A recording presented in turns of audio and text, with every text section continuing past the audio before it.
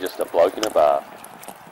What is up, ladies and gentlemen? Welcome to another episode of Bloke in a Bar. Another week done and dusted. I've got the great Gurino back. Apparently I hated you. That's what the internet was saying. Can we be friends again? I fucking think so. Where's Nguama's in all sorts? Jeez Louise. What's going on? Our relationship could be anything. It could be anything. Literally away for 1 week and we don't like each other I anymore. genuinely got messages from people asking what the blow-up was, what the disagreement was. It's great. Holy. Oh, you know what it was? I was bagging one of his fucking smokies this year. Timmy, how you going, brother? Yeah, good. Did someone leak the fist fight that you had in studio? It was a fist fight and literally no one got punched. Worst fist fight in history. No one actually landed a punch. And I've got the great Hammy here. How you going, brother? Very, very good. Here for the accountability segment. No time to start a bit of accountability like round 23, I've always said. So good to be here on the pod. Better late than never. Absolutely. And also, so Hammy's been brought in as the accountability referee, obviously brought to you by our absolute legend partners at Sportsbet. Because, to be honest, I don't feel like this whole accountability has been run correctly. Yeah. I think there's been some change tips later on. I think there's been some doctoring going on. I think there's some corruption behind the scenes between Timmy and Matty. I also think that for the last few weeks it's been running smoothly because I've been winning. Yep. But we brought Hammy in for accountability to make sure that the tips are right. Yep. And also, someone gets a bit of lip when they deserve it. Been winning, Denon, but things might change today. You probably had a good opportunity to win, but some of those things that you were talking about there, some of those habits, they've been starting to form in your tipping. So. Oh, no. Yeah. Oh, no. Anyway, let's just get straight into it, shall we? Yep. Accountability and obviously Try July, brought to you by Sportsbet. First of all, what was our favourite Try July celebrations of the week? I don't know if the Tahu dunk was paid out or not. Yep. But it should have been. Yep. It was a cracker. Yep. Deservedly so. That was elite. That was good gear. They were pretty good in the Knights game as well. I had the Kalen Ponga haircut for me. Yeah, loved that one. That was loved elite. that one. Elite. I loved Liam Martin to Ruba. Simba? Simba? That's what he was doing, the Simba? Was it strictly dancing? Oh, that's that. We need could to have been know. a few, yeah. I thought it was Simba, but no, but he was facing him rather than the other way. Yeah. So it must have been strictly dancing. Yeah. Let us know in the comments if Yeah, you know let what us it know. actually was. But it was paid out, so you can sleep easy. Good celebration. Mate, from the beautiful. Panthers. So, I mean, look, the Panthers, they're delivering fucking on the field and when they score tries as well. They've been, they won it last week with the To'o one. Who was your favourite, Timmy? It wasn't the most brilliant of them, but I loved Eli Katoa awarding his own try to himself.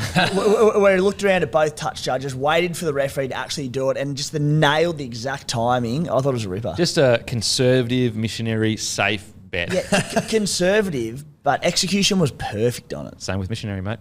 Did it very nice. Now, I've got to say as well, $400,000 raised for Try July this year. way. Which is elite. And that actually ticks us over from the 4 years we've been doing it, ticked us over the $1 million mark as well. Oh, my God. So thank you to Is it the biggest year ever? Yeah, that was the biggest year ever, easily. And I'll tell you what probably knocked us over the edge was the girls.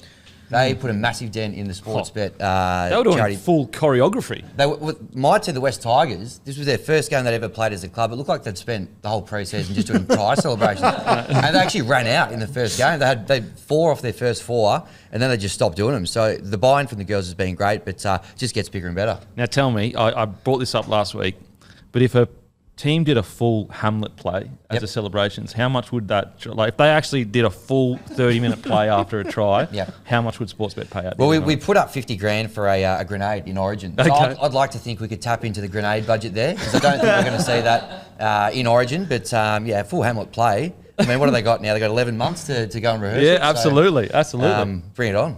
All right, let's get into accountability. Broncos defeat the Roosters, 32-10. Everyone went Broncos because they fucking know. They know.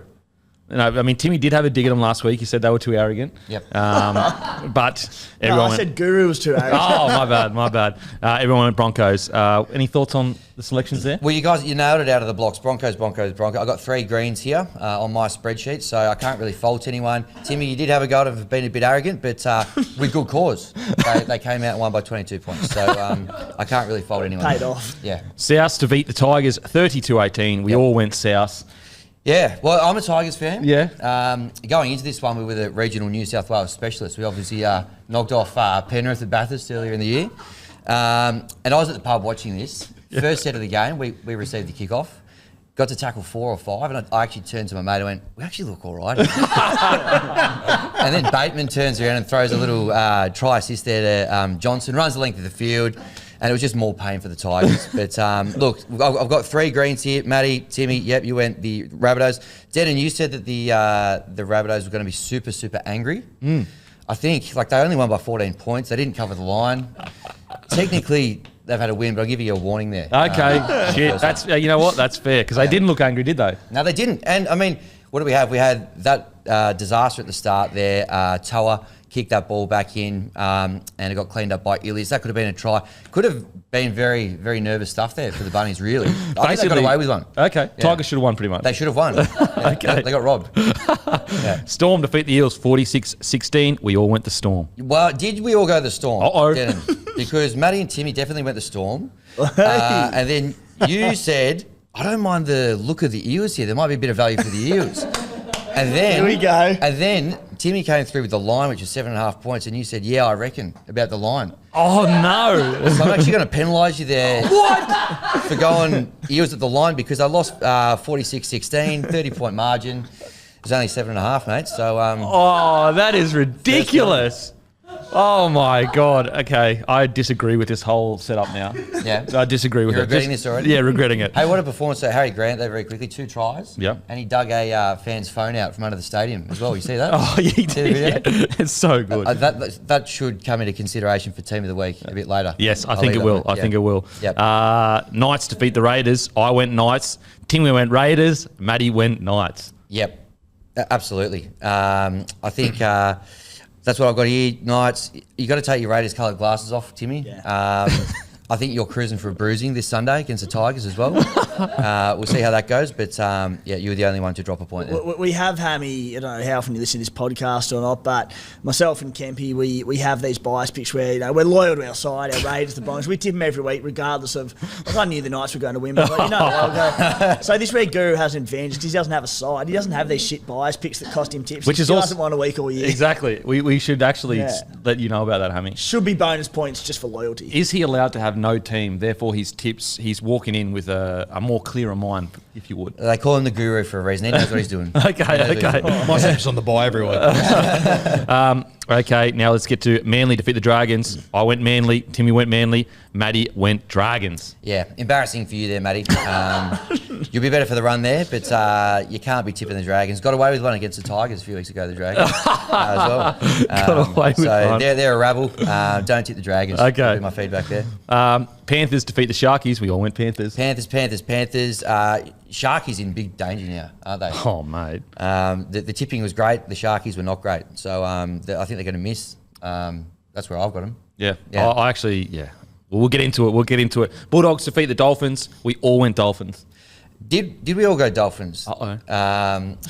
You started off, Kempy, saying you didn't mind the Dogs, but then you ended up backflipping and you went the Dolphins in the end. So Oh, no. Do I get So- that point back then? you've been warned, you've been penalised. It's reckless and it's late. It's actually on report. Oh, my God. You're misleading people by flip-flopping your tips late in the piece. So I've got it down as a loss. I've locked the Dolphins in, but you're a bit all over the place. This is outrageous. Titans. What a game though. The Burton field. I know you'll talk about it later, but everyone's going, what's he doing? Field goal on half time. Mate, he's the Oracle. Unbelievable. He's the Oracle. Get around him. Unbelievable. Yeah. Burton bombs. Take it when you can get it instead of when you need it. Absolutely. Is that what I'm saying? Yeah. That was, yeah. And also, I actually think it's good for practice. I know that sounds ridiculous. Yeah. But, like, you don't get many opportunities to practice a field goal Yep. in game. So if you've done 4 or 5 in the year, if you're in a fucking semi-final, Yeah. it's like just business, baby. Titans defeat the Cowboys. We all went Cowboys. Disappointing end there to a great round of tipping, unfortunately, boys. You drop your bundles there at the end. So if I add them all up here, Matty had 5, Timmy had 5. Denon, you could have had 6 if you had a double down on the Storm, but you went the Eels at the line. So you got 5 as well. So What? Tie. yeah, it's a That's tie. ridiculous. That's accountability, baby. Oh my God. This is fucked. Great result. Yeah, well, good thing you got someone holding you boys accountable because Kim Jong Kemp over here would have had himself with the win if he had it his way. You reckon I've been pulling the wool over there? Yeah. And Hammy, you know the best thing about this? The BS radar is loud here because Kempy thought he'd won this week. So this week of all weeks, he decided to get you in for accountability, and here we are on a tie. Yeah, there you go. You've been, you've been burned. Yeah. Hopefully, I'm back next week. Well, might not be. I mean, you'll be lucky if you found alive next week.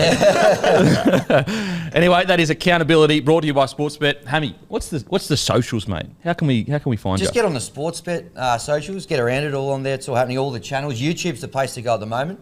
I've just come back off a bit of a junket to the UK.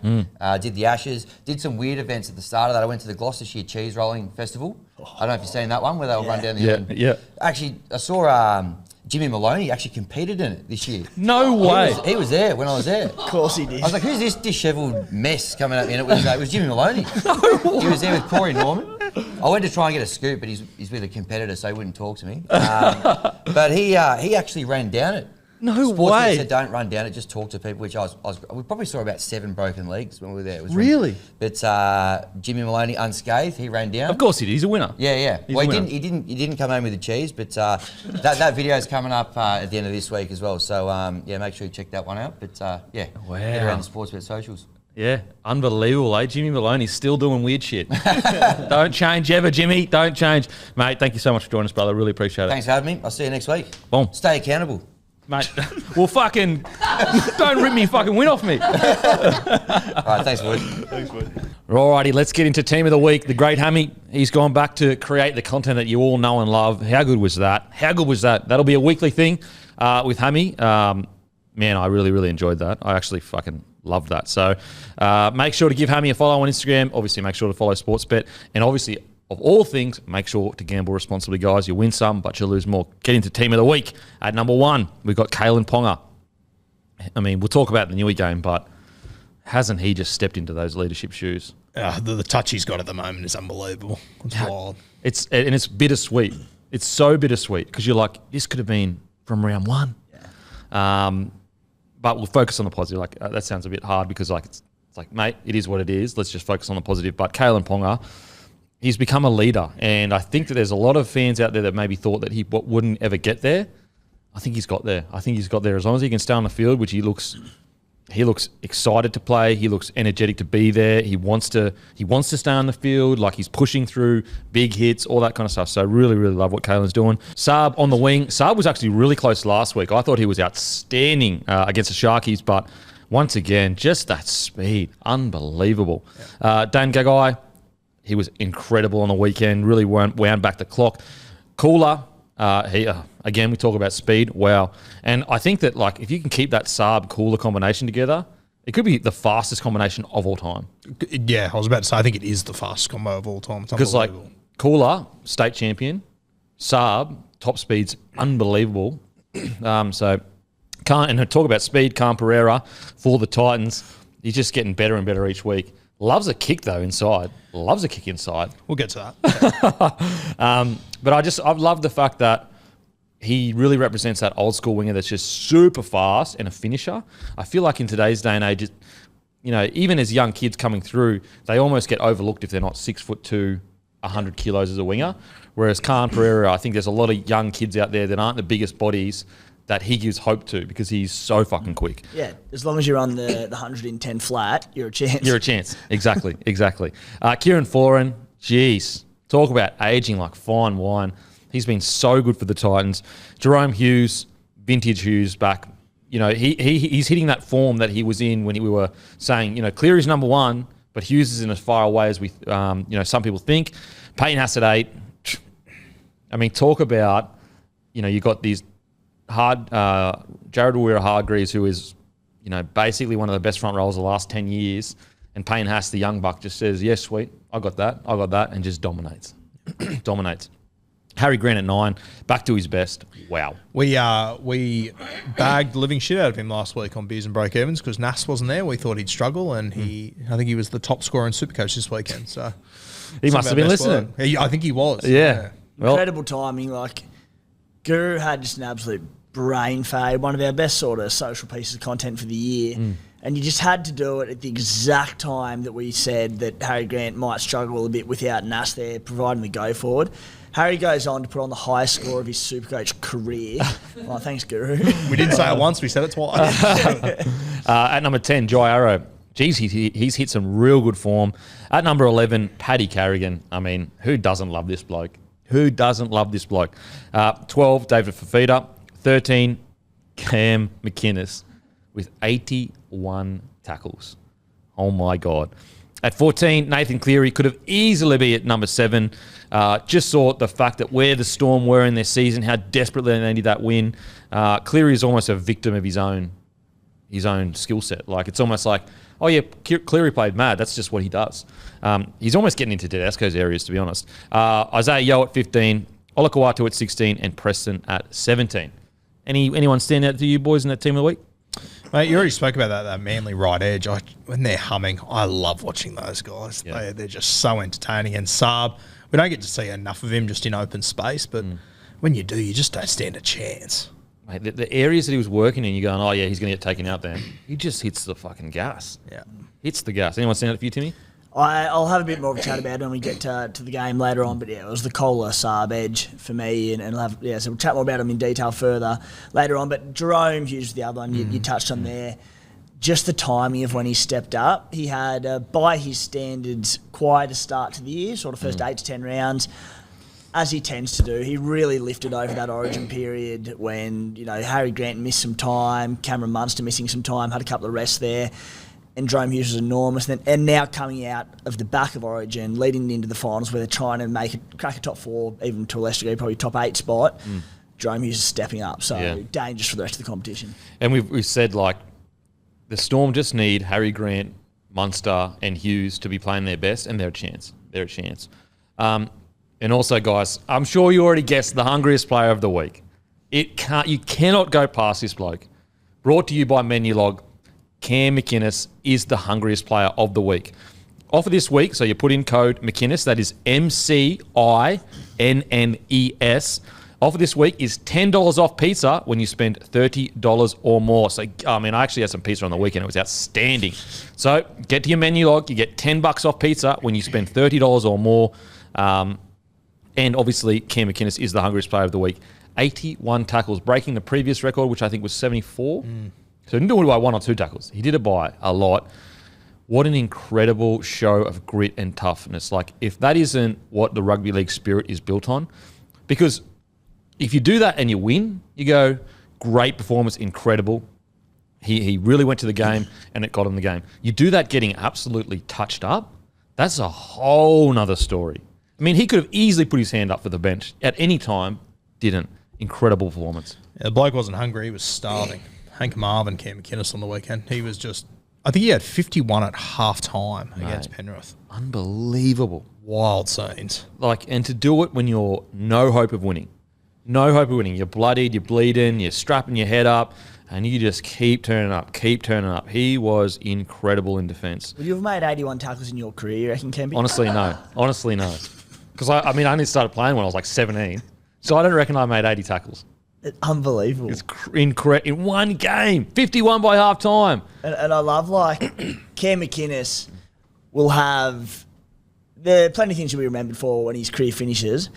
But even though the result was against them significantly, people always look back on Cam McInnes as the record tackler. I think of blokes post-career who are just absolute battlers in the middle, like Michael Lark, Dallas Johnston. They had these games. Jazz Tavana's still going in. He's had a couple of mammoth, just one-out efforts where, that is rugby league at its best. Yeah, absolutely. It's what the game was built on. Yeah. It's what the game was built on.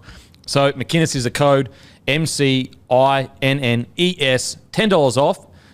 Pizza when you order $30 or more. Now let's get into it. Also, Sportsbet Superstats, tackles, Cam McInnes 81 and metres, Dan Gagai 241 metres, both obviously topping their respective stats. Let's get into it though. Broncos defeating the Roosters 30-10. Now we've already spoken about it a little on Packer Up Boys, but I was just so impressed by this Broncos performance, and I actually thought that the Roosters were lucky that it wasn't a bit more than that. You look at the tries that they scored, they were both off kicks, I'm pretty sure. I thought the Broncos, even though they weren't dominating field position, they just had complete control of the game at all times, even though for the first 20 minutes, the Roosters had them in their own end. And I think that is super, super impressive. What do you think of the game, Guru? Yeah, I think so. More and more in this competition, I'm starting to notice the game starts at the 20th minute. All teams can hang in with each other for that first 20 minutes, but it's when those good teams take it to that next level where these games, it seems to be literally where they start against these good sides. And, man, I never felt like the Roosters were in this game. You said they scored 2 tries late off kicks. Like I thought 32-10 almost complimented the Roosters. Well, you'd look at 2 tries that should have been tries, looking at fucking 40. Yeah, exactly right. And you also like I don't know why Brisbane keep doing it, to be honest with you, but I think that they look like a lesser side when they put Pat Carrigan on the edge than in the middle. Like I reckon they look so much better with him through the middle. I understand they got injuries and stuff, but I think it's to shore up their defence. Yeah, which is fair. But like, I reckon if he was at lock, they score so many more points in this game. Yeah, that's fair because he can be around the ball more, tipping onto Haas. Yeah. I think it's more to shore up their defence. Because since he's gone there, I know it's a small sample size, but they just look so much more, I guess, certain as to where they should be heading, whether they should be jamming in, whether they should be sliding out. But you would hope that when everyone's fit, that they can get obviously Ricky back there, and Ricky obviously we know is a good defender, or Piacora. He's only a week or 2 away, Ricky as well. Okay. What do you think of the Broncos, Timmy? Really impressive. You sort of touched on it already, but there was the Tony Staggs no try off the kick, which was absolutely a try. There was poor old Tyson Smoothie missing out on his try running into the ref. Would have been his first NRL try, I believe. Man. So you add those in. Guru touched on it. The Roosters tries off kicks. You know, at 32-10, the scoreline probably flattered the Roosters a little bit. Now, I know the Roosters have had a poor season, but at the end of the day, it's still a damn good roster they're running out. So Brisbane, you know, they're stamping their authority and their premiership credentials week in, week out. So, mate, you couldn't have been any happier watching this game, I don't think. Yeah, I thought it was outstanding, and I spoke about it on Friday's podcast, but I really felt that the Roosters came out to bully the Broncos, and that's part of rugby league. You know, your forward pack gets told, I want you to dominate the other forward pack. That's what happens before every NRL game. And I was just so impressed with the Broncos. Not only, you know, a lot of young forward packs will probably lash out at that. You'll see a lot of pushing and shoving, a lot of, you know, late hits and almost get a bit too emotional. I just love that the Broncos were just like, it didn't bother them one bit. Like at no point were they, I mean, Selwyn Cobbo got absolutely jammed. Next set, boom, straight up the guts. Haas, our main guy, just happens to get head high. He just gets up, plays the ball, doesn't even bother him, doesn't push and shove. That's a sign of a team that's maturing. And you go back and, you know, when we did have him on the ropes to a degree after our first 2 tries, you know, there were 2 balls that Reece Walsh just threw completely out of the field, you know. So unforced errors a couple of times, and we still managed to win 32-10. The Broncos are looking red hot. I think that, you know, we said it, but Penrith are out-and-out favourites. And what separates them from, say, the Broncos, in my opinion, is they play 8 to 9 out of 10 every single week. So we know that they can play 3 finals footy games at least 8 out of 10. Now, the Broncos, their biggest challenge going forward is, can they play 3 games in a row at 9 out of 10? I think that at their best, they can genuinely be a 50-50 chance of beating Penrith, but will they turn up and be their best in the big game? We know Penrith will the Broncos. As well, I was going through some numbers this morning, having a look at it. So if you look at the last 3 years, Penrith, for example, they've played in 10 finals games in the last 3 years. They've won 8 of them. If you look at all the other teams in contention, you got Brisbane, Cowboys, Warriors, Melbourne, for example. Those 4 teams combined have featured in 8 finals games in the last 3 years. Wow. It's a huge gap. Yeah. South Sydney's the side, and we'll talk about them soon, that has got the finals experience. But their season has literally finished 3 years in a row now against Penrith. So it's going to be tough for someone to go toe-to-toe with that side on the big stage. But I think Brisbane are one of the best hopes to do it. Yeah, it's just that finals experience that worries me so much. And in this season, we've seen them come out and just not be good. You know, just not be good. Whereas Penrith, outside of maybe the first few games, since then, they've been outstanding every game. I think there's one game in the last 3 years that I remember that Penrith weren't good. It was Melbourne towed them up last year in Penrith, just post-bye period, origin period, I should say, and they beat, was it 20-0 or something? And they were, from memory, they were relatively close to full strength. Yep. Off the top of my head, there might have been one game in 3 years where they were no good. Yeah. You got another one, or? Mate, other than the preseason trial against St Helens, I think. Honestly, that's Never the talk about that again, please. yeah. Oh yeah, sorry, mate. Still keeps me awake at night. But yeah, let's talk about the Broncos and then we'll get into the Roosters. Reece Walsh is just so close to greatness in regards to he's got so long in his career to be considered great, but if he just fixes up a few little things with the way he approaches games mentally, I put it this way, I would argue that in his first couple of years, he's probably more well-rounded than Billy Slater was. Now, Billy Slater, I think, has the best attitude probably of any fullback ever, beside maybe Darren Lockyer. But he didn't come into grade with the ball playing that Reece Walsh has. Maybe he was a bit more, I'd say Billy Slater was probably a stronger ball runner than Reece Walsh. But he wasn't, I'm pretty sure Billy Slater wasn't the Queensland fullback at 21 years old. I think he's come on the wing. Came on the wing, he debuted on the wing in Origin. I'm talking off the dome here, but you would have had guys like Matty Bowen, Carmichael Hunt, all these sort of guys. So put it this way, I agree with you.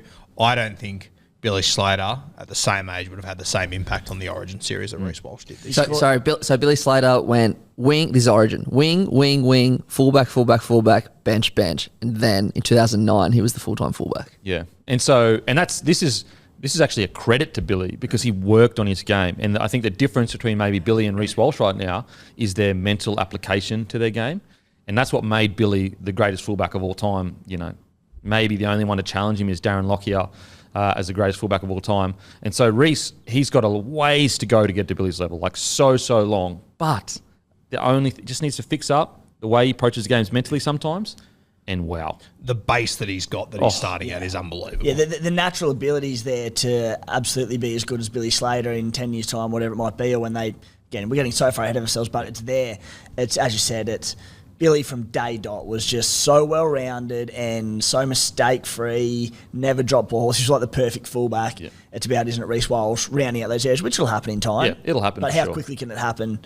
Oh, mate. I mean, you look at his game on the weekend. He came out in the second half. He thought run first rather than pass first, and he set the bloody game alight.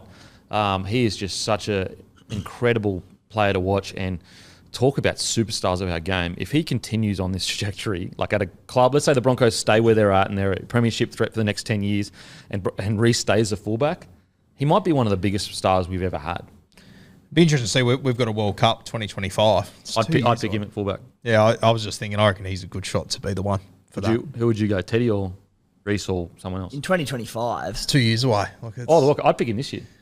Pick him this year at fullback? Yeah. Yeah, right. Maybe that's my bias. I'd pick him this year. Look what he did in Origin. He was the best fullback on the field in Origin for the series. Even not like thinking to that World Cup in 2025, that'll be 10 games that he could play at fullback and really own that jersey. I reckon it'll be between him and Scotty Drinkwater for that. KP? KP as well. Yeah, that's what I was thinking. I'm like, by 2025, I'm to be done by, not done NRL-wise, but Kangaroos fullback-wise by then. But, yeah, KP v. Walsh is what I was thinking that's of. so true. And I mean, that's assuming that you're not going to pick Turbo, you're not going to pick Latrell there. You could, depending on how their next 2 seasons go. There's a lot of options there, but Reece Walsh, where he's sitting at the moment. Who do you pick at fullback this year when the team's selected? If it's selected. I don't know. You've got me thinking Reece Walsh now. I still think they'd go Teddy. Yep. One more out time. of respect. Yes. Yeah. I want to see a final series. Yeah, that's a good point. I want to see how. I know we've seen Walsh perform for the Maroons. That's about as big as it gets. If he comes out and does it again in a final series for the Broncos, well, that's probably enough to twist me to Reece Walsh. And I mean, I don't think it'll happen, but if you go look on Sportsbet at the moment, the Clive Churchill medal odds, Dylan Edwards is at $8 to win back-to-back Clive Churchills. Oh, mate. Poor Dylan Edwards. I do think he's been a bit quieter this year. I do. Yep. I don't think he's been his standard that he had set. Maybe in the start of the year he did. I think he's a little bit quiet last few games, as in quiet compared to his crazy standard that he had set. Who would you go at fullback? I'd go Walsh, and I think it's different for Blues because Teddy's been, I know he's the captain of Australia, but he's been the captain of the Blues and, best for the Blues the last 5 years. That World Cup last year was the first international games in since COVID. So there's no real mortgage on the jersey. I think it has to go to the people. Well, we saw DCE, because it had been so long since DCE had that 7 role, Cleary eventually got that jersey off him. Yeah, right now, I agree with you. I like your chat about let's see him in finals footy. But if I had to select a team right now, it would be either Reece Walsh or Scotty Drinkwater. You know what? I'm actually Kalen Ponga right now. Yeah, that's fair. I think, like, if KP stays fit between now and end of season, I mean, it'd be fantastic for the Knights if there was some finals footy involved in there. We saw KP in finals, but KP's been there and done it for years and years. I think at this stage he's more well-rounded than Reece Walsh. Again, Knights at this stage probably won't be playing finals footy. If Walsh comes out and kills finals, he could jump KP, but right now I'm going KP. If you were a Queensland selector right now, who would you pick, KP or Reece Walsh? Well, I've had to think about this, and it's controversial, but next year, I don't know if I said this on the Bloke Potty a few weeks ago or not, but you have Reece Walsh at 1, you can have KP at 14. I think I did bring it up, but like, if you want both of them in there, you start Harry Grant at 9, and then you've got Ruben Cotter who can give Harry Grant a spell at 9 if you want him to for 15 minutes. No Benny Hunt. That's where it's controversial. Do you Wow. take Kalen Ponga and Reece Walsh because there's coverage? I just don't necessarily think you need both hookers because you've got Ruben Cotter there who can slot in and give we know Harry Grant can play 80 minutes at hooker. Origin's a bit different. You don't necessarily want him to, but put Cotter in there for 10, 15 and you can have Ponga and Reece Walsh. That terrifies me. I'm not saying that's the right option. I'm saying that is an option. Is an option. I just think Benny Hunt's just been too bloody good in Origin. He keeps I won't that leave Ben jersey. Hunt out. The other, and that's where like in 2 years' time, when let's say you're right, they won't leave Ben Hunt out, and that's fair. In a couple of years' time, when DCE's done, and I think when Benny Hunt slots into the 7 again, like Benny Hunt's getting on in his career as well, but whether it's him or Tommy Dearden, that Walsh KP 1 and 14 can work with Cotter there. I thought it was interesting. Obviously, DCE played his 300 the other day. Cliffy Lyons came out and said that he was going to back him in for 400. And I sort of went, oh, no way. Then I watched him and I was like... He doesn't look like Has he played better? Yeah. Yeah. He does not look like an aging And let's say he 7. plays a season too long. That might get him to 400. Yeah. Because he's at least got 2 more years. So let's say he plays every game, which he pretty much does. So let's say he plays... Let's just go conservative. 22 games a season. That's 44. 2 more years. Fuck. Which 22 games a year based on DC's career, he'll shit in. Yeah, easy. Yeah, I mean, why not? Why not? It's he doesn't look like he's slowing down. He does not look at this at all. Anyway, back to Just on Reece Walsh there, sorry, when you were talking about him as a potential Kangaroos fullback, like I don't think there are test matches at the end of this year, but geez, that would be an incredible effort for Reece Walsh. He was the Australian schoolboys fullback in 2019. Oh. To be the Kangaroos fullback 4 years later, which if there was test matches played this year, it'd be a good shot, would be unbelievable. Yeah, that KP shout has rattled me a little bit because he's been so fucking good, and he's older, he's more experienced. But oh man, Reece just doesn't. He's so dynamic. Anyway. We get to the game. Paddy Carrigan's first try. How good was that to see? But yeah, the Brizzy Broncos, just the way they're playing. If they can do this week in, week out, what I love about them, I actually think that they're. Oh, maybe that's a bit too far, but their attack. You know what? I actually think that when they get on that level of like 20-minute period where they're crazy, I actually think it's probably the best attack in the comp. I think, against certain teams. But I'm not. The thing I worry about with Brisbane is come finals time, if the Panthers, for example, are going to let you play that style of footy. Well, they have beaten Panthers essentially full strength round 1. Respectfully, though, I couldn't care less because we know what the Panthers are like come finals footy. They flick a switch. They have been treading water for 27 weeks, and that's what they do. Yeah. I think that the Broncos have enough explosive players that have played, really well in big games, Origin and that their attack could genuinely trouble the Panthers. I think that if they played the Panthers in finals footy and they completed it like 88 to 90%, that's when they could really trouble them. My concern with the Broncos is they go into a finals game and they complete at 70%. Reece Walsh, he tries a bit too hard. Ezra Mam is, looking for flick passes a bit too much. They're attacking out of their own a bit too much. So it's like trying to find that balance. But yeah, I think when they hit their straps in regards to when you see those 20-minute blocks of just the most exciting footy you can see in the NRL right now, I think they're the best attacking team in the comp. And I think that Penrith can have a tendency to be a little bit conservative. And so I wonder whether, like, for example, on the weekend, like, they probably should have won bloody 40-0. Now, I don't know whether that's because Sharks just defended their ass off. But look, Panthers are clear favourites right now. Clear favourites. Let's not pretend they're not. But I do think Broncos do have a squad that can really upset and rattle them because they're just so explosive through the middle. But they would still go into a game against the Broncos favourites. But let's get into this game. Tony Staggs, how consistent has he been since, what do you reckon, round 4 or 5? Yeah. He's really come into his own this year, and he's not like... We've always said we don't need Katoni to have Brian 28 runs. Yep. Just need him to have 12 to 17. Yep. And we're good as gold. Mm-hmm. And he's been doing that the last few weeks. So I said it earlier, like I don't know how he wasn't given that try off that kick. That was one of the most bizarre things I've ever seen. And also the other one that we spoke about when the referee got in the way, Bruce Walsh had him on his outside. He was drawing past and he scores there too. So all of a sudden, Katoni has 3 tries and he's player of the week all of a sudden. It's 2 weeks in a row sort of thing. So I'm really hoping Katoni's turned a corner because he's done this to us previously. Not in this long form, to be fair. And not like this, I don't think either. I think he's done it in like he's had those crazy games where he steamrolls fucking 3 people and scores a mad try.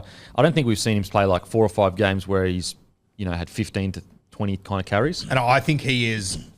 If you guys are going to give this premiership a real shake, I think he's a very important piece. We need that explosiveness out on the edge. Herbie's really, really good, gets through a bunch of work, but Katoni Staggs is that kind of player that, you go into a finals game, it's at the 70th minute, there's no one's given an inch, and then he just goes bang. What's great as well is if, we're comparing him to Penrith, let's say we're looking at going well ahead of myself here, but if we're talking to Penrith versus Broncos grand final, talking to Tony Staggs and Isaac Tungo, which would just be an absolute belter. Oh my God. One of the great 1v1 battles. Mate, imagine how physical that would be. Far out. So loving that from Staggs. Just going back so quickly to Reece Walsh, what I loved about him in this game, how quickly his kicking game is evolving.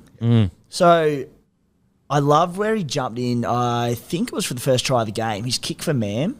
He basically just jumped in front of Adam Reynolds and goes, I've got it, mate, all good. A delicate little pop over the top. Yeah. People don't know how hard that is. Man flies in and gets it, scores. But his short kicking game, I think he rolled a couple in behind the line there. His long kicking game's coming along. That's an asset of his game that, we knew he had, but probably going to take time for him to develop. And it will, but it's coming on leaps and bounds. I think it's also picking his moments when to kick. It was doing my head in at the start of the season because he was picking poor moments. Like, as you said, that kick he put in Fezra Mam, that was never going to play out any other way. That was like an undefendable kick.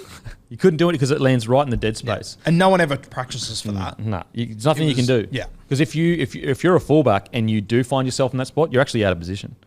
Or you've pre-read the play and you know they're going to kick it. Because if the fullback was already there, then the grubber in closer to the ruck just smashes him. Like he smashes him. And look at Teddy's body language when he puts in the kick. Like Teddy is effort on effort. He knew it was so good that he just went, fuck. Yeah, I can't do anything. Takes a lot of pressure off Adam Reynolds as well if he can continue to develop this side of his game because Ezra Mam, decent kicking game, like not known for it as such, but it'll come.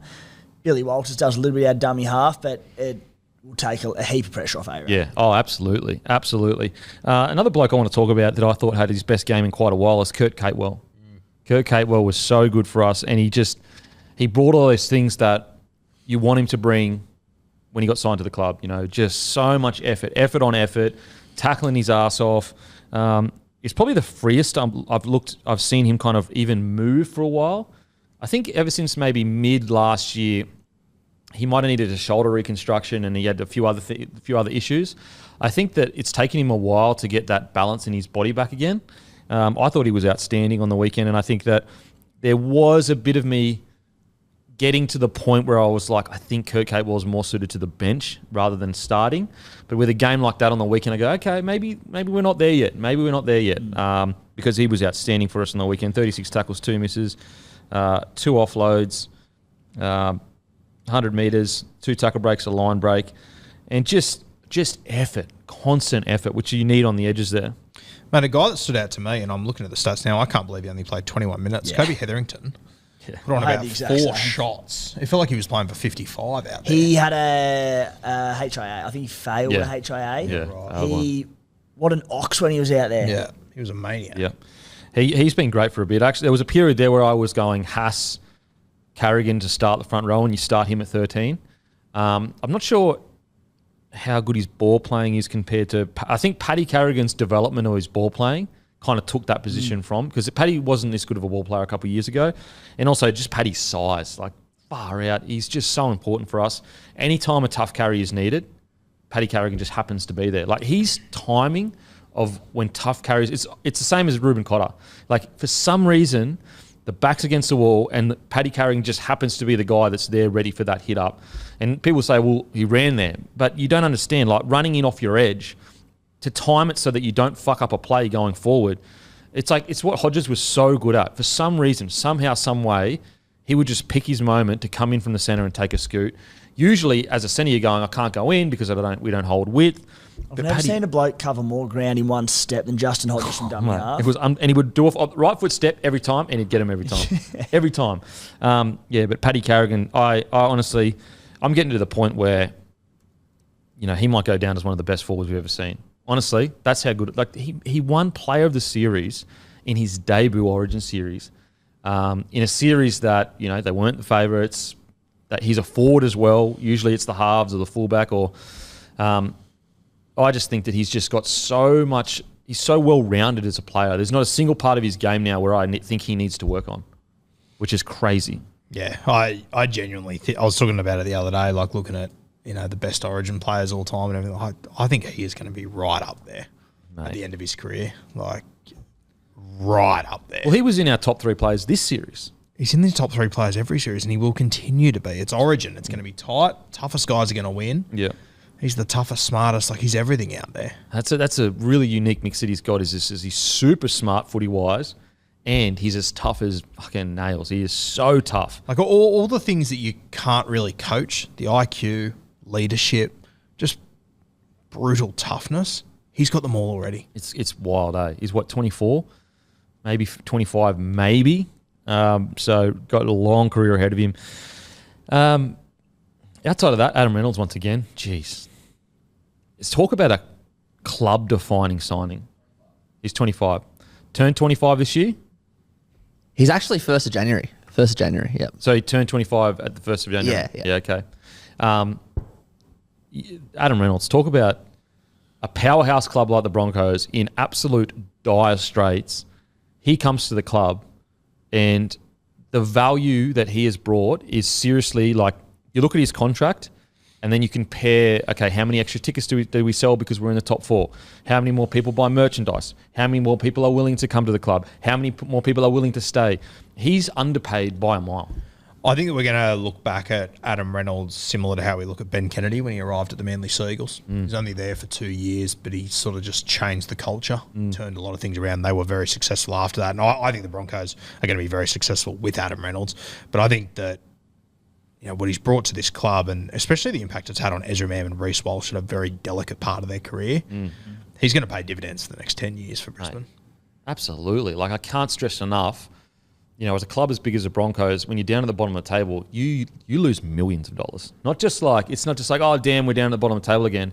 No. You go from making 6-7 million profit a year down to like 3 or 4. If you keep staying down the bottom of the table, you can kind of hang on to yesteryear's success for a bit, but if you stay down there, it literally can decimate a club. Even a guy like Pat Carrigan, like I've never met him, don't know if I'm embarrassed, but I'm very confident he would be hanging off Adam Reynolds and just being a sponge to everything he's saying and just getting an idea of his footy IQ. And because I almost think Pat Carrigan, he's obviously a forward and he plays tough, but he's got the IQ of a half. Mate, if anyone doubts it, go and listen to him mic'd up. Yeah. He is literally calling stuff out left, right and centre. Like, and people might think, oh, that might be pretty common, like you do video sessions. It's not. When you're out in the heat of the battle and you're blowing, you are not picking out. You might call things like right foot, left-hand carry, you might call that, but the specific nature of what he was doing was just fucking unbelievable. Like you literally listen to those tapes and he's telling you what they're going to do on play 4 or on play 2. It's unbelievable. And I think as well, his communication in defence is actually the best bit of it all. Oh, mate, it's so important too. People don't appreciate, if you aren't communicating in defence, that's when you get like different people shooting up, people not shooting up, people being lazy. Like the amount of times you need your front rowers to be like, mate, come with me. What did we see when the Storm were killing it with Harry Grant and Cheese? They would talk to each other and say, let's fucking go on a set here. And they would just be shooting out of line, jamming blokes. Another bloke I want to give a shout out. I thought Dean Mariner was outstanding. Didn't didn't have the highlights, but if you go back and watch that game, he took so many tough carries. He barely ever got dominated, didn't drop a ball, really, really solid winger. Like, the fact that he came in and did what he did when Corey Oates is usually so important to us, I thought he was outstanding. Will he be your left centre next year? I think probably Jesse Arthurs, because he probably suits centre a little bit better. But in saying that, with the way he played on the weekend, if he keeps playing like that, then I reckon they'll go Mariner. Yeah, they might go Mariner. Due to his, I guess, his game-breaking ability. I just think the size of Jesse Arthurs might help him a little bit. But I tell you what, he's an equal shot at it for sure. Equal. Anything else on the Broncos, boys? All good, mate. Matty, anything on the Broncos? Nah, we spoke about Team of the Week before, and there was actually, I thought there was a lot of centres that missed out, but both the Broncos centres I thought were so good. I only spoke about Stags at good length before, but yeah, I thought Herbie did a great job on mine. Herbie's so bloody good. We're going to miss him. He's going to be so good for the Dolphins. And him and Flegler, talk about good signings for the Dolphins. Oh, my God. I'll tell you who else. He didn't blow the world away, but I think he's going to be a good signing for the Titans, that Palacia. He's going to be a great signing for the You put him Titans. with Mo, Tino, I reckon like their front row is going to be fantastic next year. Well, it shores up, it completes it, Yeah. in my opinion. I think they're a bit short at the moment. When Mo or Tino go off, they lose a bit of that go forward. I think that's the hole that Jared Wallace left. Yeah. Now, I think he's going to be a good little signing. Well, I think it was like 2 years ago, he came in and actually played in the trials as well. He was outstanding, Palacia. And then I think, it seemed like because he was not on the outer, but he clearly was on the outer because he went to the Titans. Maybe that just, I guess, hurt his confidence a little bit and brought a little bit less energy. But this year, when he's come back into the side, he's been outstanding for us. Outstanding for us. Now, onto the Roosters. I think the really concerning thing for the Roosters with this game is they came out and gave it absolutely everything.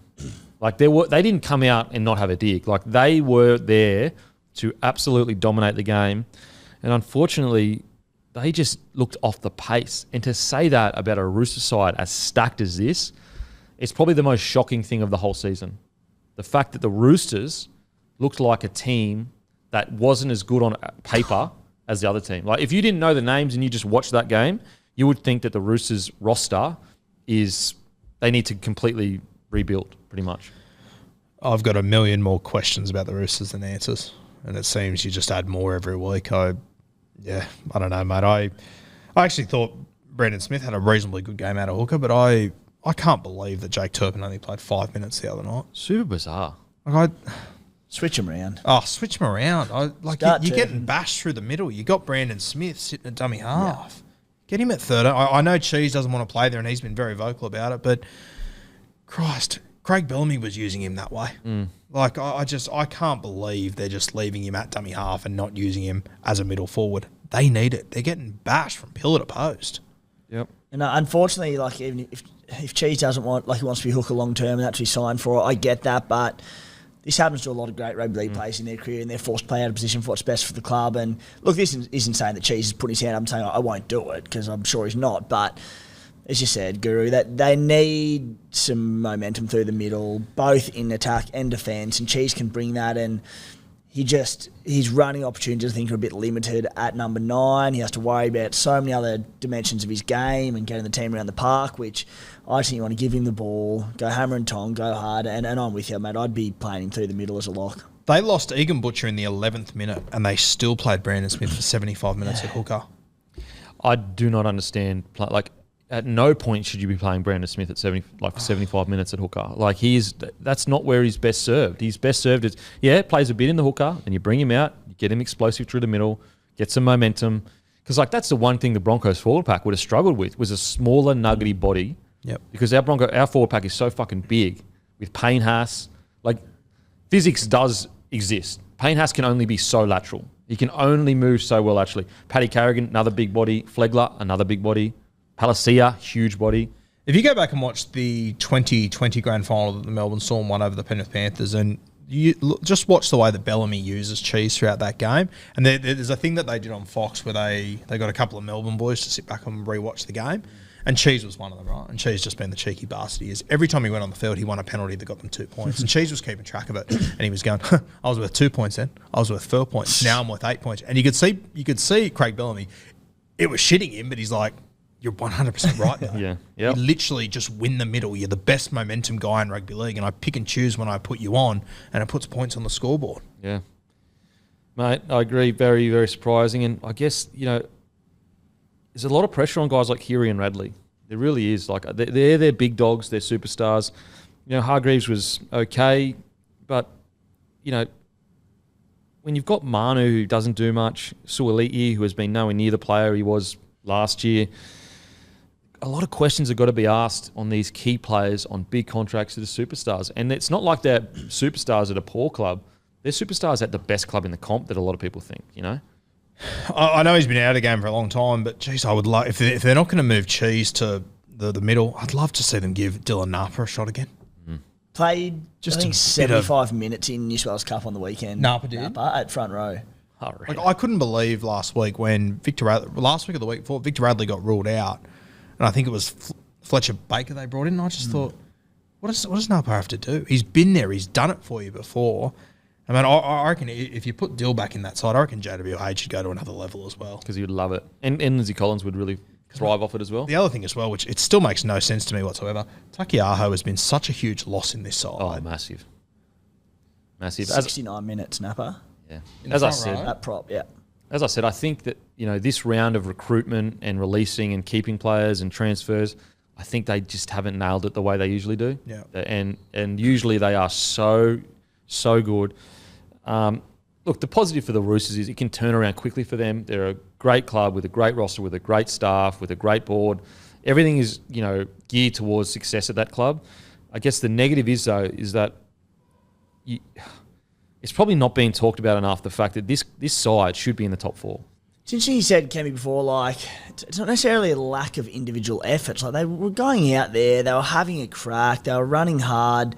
It's more about their execution, and I feel like it has been all year. And not so much these individual efforts being poor, but they just look like they're all playing on a different page. Like in attack in particular, they're just so sideways and just drifting over and over. Like no one wants to straighten up and play direct and get defenders to bite in and they're trying to strip them, but they're doing a terrible job of it. Like you never see wingers in space for the Roosters or even close to it when they're not threatening at all. I think they've really missed Keary digging into the line. Like that used to be his thing. He'd hit the ball at fucking such a high pace that the defenders didn't have time to think about it. They're the kings of stripping numbers. Yeah, and like Keary just hasn't been that player that we know he is this year. And when we've said like Teddy's ball playing's been off this year, and particularly in those 3v2 scenarios, it has been off. Like it fell off a cliff, and it all ties back into, well, they're also not creating space for him with these 3-on-2s. They haven't all season. Mate, if it's at there's points where I watch them and I go, the guy that looks like he's in the most control is the halfback, Smith. Yeah. He should be a passenger in this team compared to your Kearys and your Teddies and these sort of guys. In their I'd say in their defence this week, but they've been poor all season in attack. Brisbane's defence was outstanding, but they had one line break in this game. It said the 2 tries came off kicks. It was 5 line breaks to 1 with that Roosters side. That roster. A side with Tedesco, Tupou, Manu, Suoliti, Keary, Hargreaves, Smith, Collins, Bradley, and they only had 1 line break. You normally get 2 or 3 token line breaks from just one of these freaks busting through and That's doing what it themselves. I mean. Like Joey Manu can bloody do it on his own. Yeah. I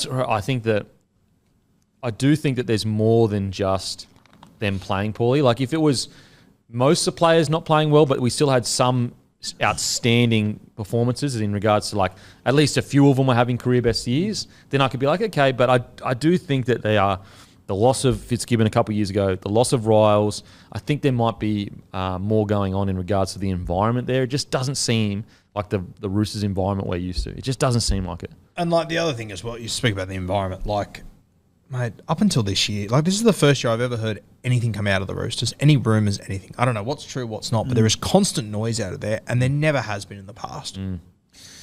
Yeah. Look, the thing is we know how good Keary can be. We know how good Radley can be. You just wonder, what... I just would love to know what the conversations are in the club. Are they overtrained, undertrained? Are they not all on board? Yeah, but then you watch them, as you said to me, you watch them and there's no one that doesn't have a crack here. Every player here has a red hot crack, but it's just not clicking. They're just not clicking. So one silver lining, mate, Daniel Tupou. Top fella. Roosters try scorer of all time. Mate, he deserves that so Unbelievable. much. Yeah. He has just gone for so long at that club, just doing his job, scoring tries. And just seems like a legend as well. Yeah, really good Never guy. carries on. Yeah. He'll score 3 tries in a game, and just there's no outlandish celebrations, which he'd be absolutely entitled to. He's achieved so much. Just seems like a very down-to-earth, humble fella, Daniel Tuber. So, incredible achievement for him at one of the oldest clubs in the NRL. Like, Our oldest club in the NRL, Roosters? yeah, I think East, easily. East were 1908. Yeah, absolutely. Yeah, it's the definitely. oldest club. Yeah, you look at Teddy. So false. just ridiculous. You look at Teddy. He had 139 metres, 2 tackle breaks. The week before, he was like phenomenal. Yeah. I do think that some big decisions need to be made at the end of this year. I do think we are going to see big changes at the end of the year at the Roosters, because it doesn't matter how you look at it. You know, maybe some of these players need a fresh start at another club. Maybe they need to bring in more. Well, they definitely need to bring in more coaching staff because they lost 2 coaches. But maybe they need to review the coaching and how it's all done and how it's all. Maybe Trent Robinson needs a reset himself in regards to I still think he's the coach for the job, but maybe he needs to go away and go. You know what? Look, to be fair to him, in every press conference he has taken responsibility for it and said I need to be better. But maybe he needs to go away and genuinely like reset the way he's. Honestly, the way I see it with Trent Robinson, he's one of the best coaches of the NRL generation. 3 premierships, a bunch of minor premierships. But I would almost love to just go, Men in Black, erase his memory that he's won 3 premierships. And just get back to what made him so great. And because, I don't know, like, I do feel like that there needs to be a refresher at the Roosters. Not with new personnel in regards to Trent Robinson, but maybe just a refreshing of mindset maybe. Because when you look at this and you go, okay, Lindsay Collins, Maroon's best player all series essentially, or top 2, comes back to Roosters, struggles. Teddy has, like every player is struggling. So I just think that there needs to be a big reset in a lot of things at a club. Like I go to the Broncos, for example. So we had that early success, early 2000s. So I was like, heaps of premierships, all that good stuff. Then we didn't get a premiership for like 4 or 5 years.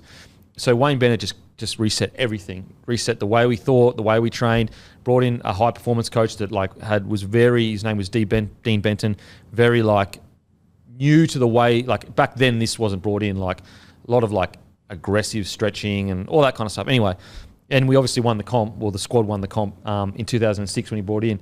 And so like even guys like Wayne Bennett sometimes just need a refresher. And you're right, Kim. Like you hate digging the boot into a bloke with a track record of Trent Robinson's and as recent as only a few years ago with his premierships. But like questions have to be asked in the fact that it's not hindsight here, the recruitment. We questioned it before the season started. You just mentioned like the players are digging in and having a crack, but the execution in everything they're doing has been so far off all season.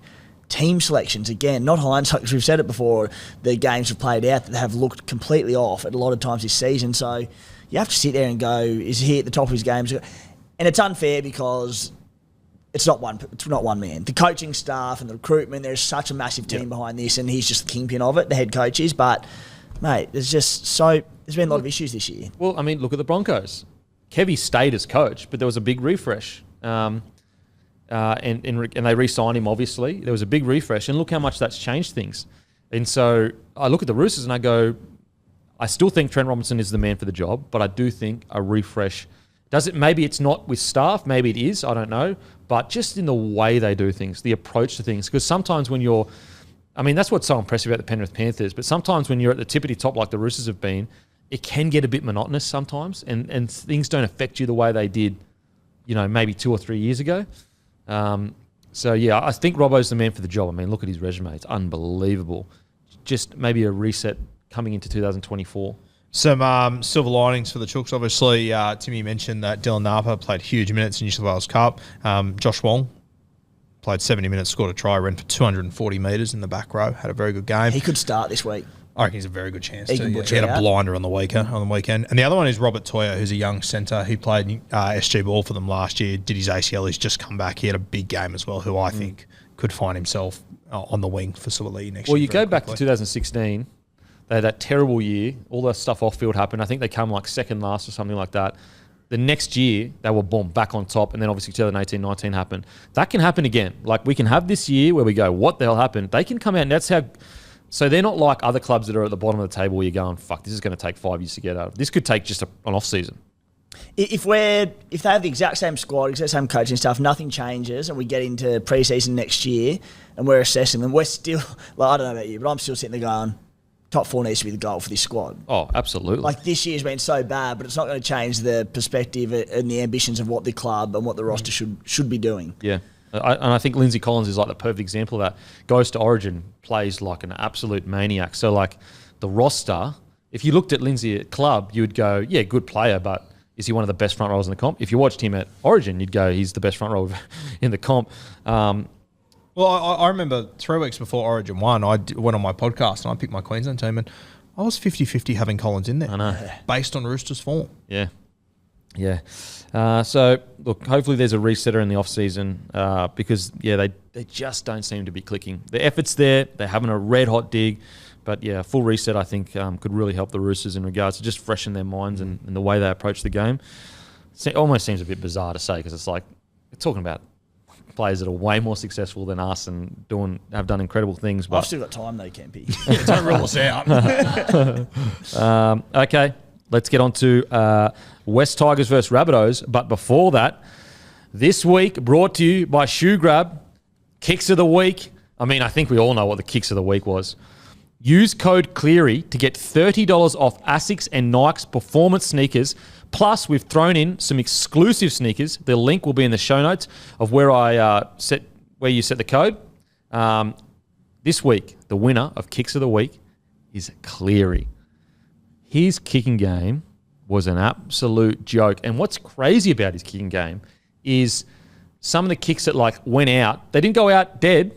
They just went out like 5 meters out. That used to be a good kick. That used to be like if the half could kick it just before the dead ball line and keep it in, not keep it in, take it out. That's a great kick. Cleary has leveled up so much. He was angry with that kick because he wanted to keep it in play and smash him in the corner. His kicking game, it's getting to some of the best I've ever seen. It really is. What about when he kicked the 40-20 where he caught it on the 42-metre line, put himself in reverse? Honestly, do yourself a favour, go down to the park, Try that. get the wind behind you and try and kick a 40-20. Yeah. Let alone at top pace, walk backwards, off no momentum, then do it. And people charging out. Yeah, wild. Doing it without momentum, that is sheer arrogance. That is honestly taking the piss. I am so good. Like, as you said, the keyword there, momentum. When you're not moving forward on a roll to do that, Yeah. like he kicked one on fifth tackle as well, didn't he? That's always, oh my goodness. And the scary thing is that the game has shifted so far as you cannot put pressure on kickers anymore. He's just going to kick teams to death for the next 10 years. And there is nothing you're going to do about it. And being like one of your back three, like if that pendulum is out by a metre, it's a mile. I know. Because if it bounces, it's going to bounce 5 meters away from you after the bounce. It is just, yeah. So, Kicks of the Week, use code Cleary to get $30 off ASIC and Nike performance sneakers, plus throwing in some exclusive sneakers. And also, you just search Bloke in a Bar, correct? That's still up? Yep, just search Bloke in a Bar. And I've been told that next week we're going to have some really good specials. So Ooh, can't okay. wait. They've also got lifestyle clothing as well, guys. You know, jackets, all that good stuff. They've got Josh Addo-Carr's brand, Let's Trot. That's Shoe Grab. Head to their Instagram, @ShoeGrab. They just opened a new store in Melbourne. They got a store in Sydney, obviously. And they got some mad kicks. Absolutely. They're actually the biggest market for shoes in Australia. So that's Shoe Grab. Go to their website, go to their Instagram, and use code Cleary for $30 off ASICS and Nike performance sneakers. Plus, we're throwing in some exclusive ones.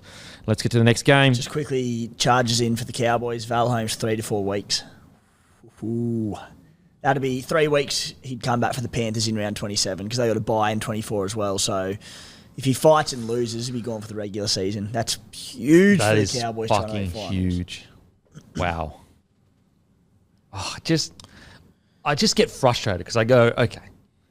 So what? Some of them they're not. It's like not even 10 in the bin, and then some of them is 2 to 3 weeks. Like look at Hargreaves hit on Haas, just a penalty.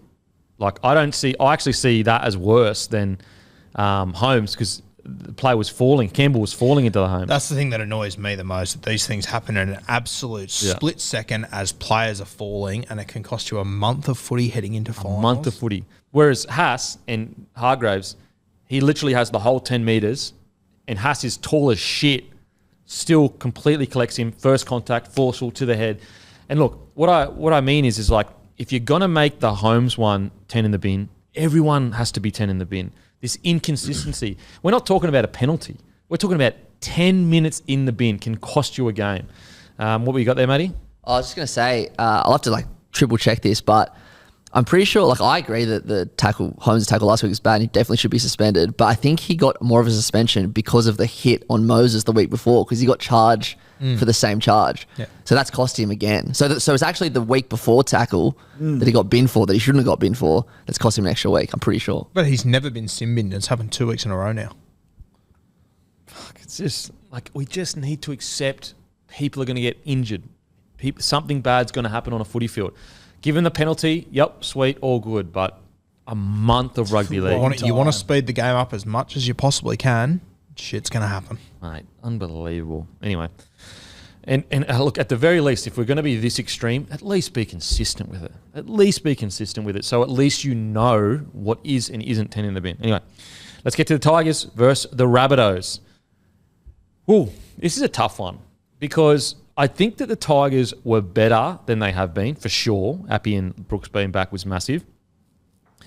But also, I wasn't convinced with the Rabbitohs. I really wasn't. They didn't play anywhere near what they can play. You never want to criticise a team that wins 32-18, but you also never want to give positives to a side that loses 32-18. I feel like doing both. Yeah, it's bizarre. I think it's because we have high standards for the Rabbitohs. Yeah. Premiership threat. They should go out and completely dominate the Tigers. And, you know, all you got to go back and look at their last performance against the Tigers. They scored less points, but it was a more impressive win, 20-0. And so, Matty, which would you rather, the 20-0 or the performance you saw on the weekend? The length of the Flemington straight, the 20-0. So the length of the straight. Yeah. So it's really hard, and it seems really unfair not to be positive with the Rabbitohs. And they still got the win, and, you know, they can move on to next week. But I think it is a really good example that even the Rabbitohs, it's not just going to click for you immediately. You need to build into these big games, build into finals footy. What did Kim Smith say about that? What did he say? Like you always, the habits you play in season, they always come out in the big games. Always reflect in finals. Finals games. So you might head into the finals series as playing really well, but if you for the most of the season been so up and down, you get into finals game, that always comes out. Always comes out. Now I'm not sure if it'll happen with the Rabbitohs, but they didn't look anywhere near as like, they looked clunky.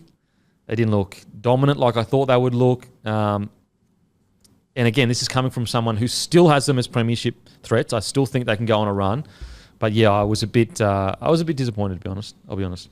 Yeah, I agree, mate. I really thought South Sydney had put the sword to them. I thought this game would get really ugly.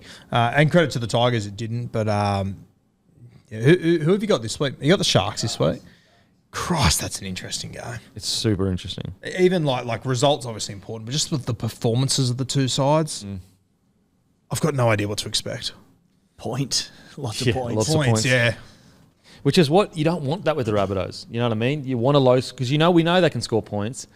Ditto the Sharkies. Yeah. You know what? Yep, absolutely. Except for the weekend, of course. Yeah, Penrith just absolutely squeezing the life out of it. Isn't that just the reality check of, a team like the Warriors, and we'll talk about them soon, but like they've got a fantastic run over the next 5 weeks. Could that be the worst preparation possible coming into, if you're going to win a comp, you're going to have to beat Penrith, who play like no one else. Yeah. And South Sydney, very similar. I think they've got a very good run, and I think they'll win every game from here on in. But is that the preparation they need? Yeah. But you can only get battle-hardened for Penrith by playing one team, and it's Penrith. Or at least, play the Storm and Broncos, the next best kind of thing, just to get that grit. So, yeah, as I said, look, a win is a win for sure.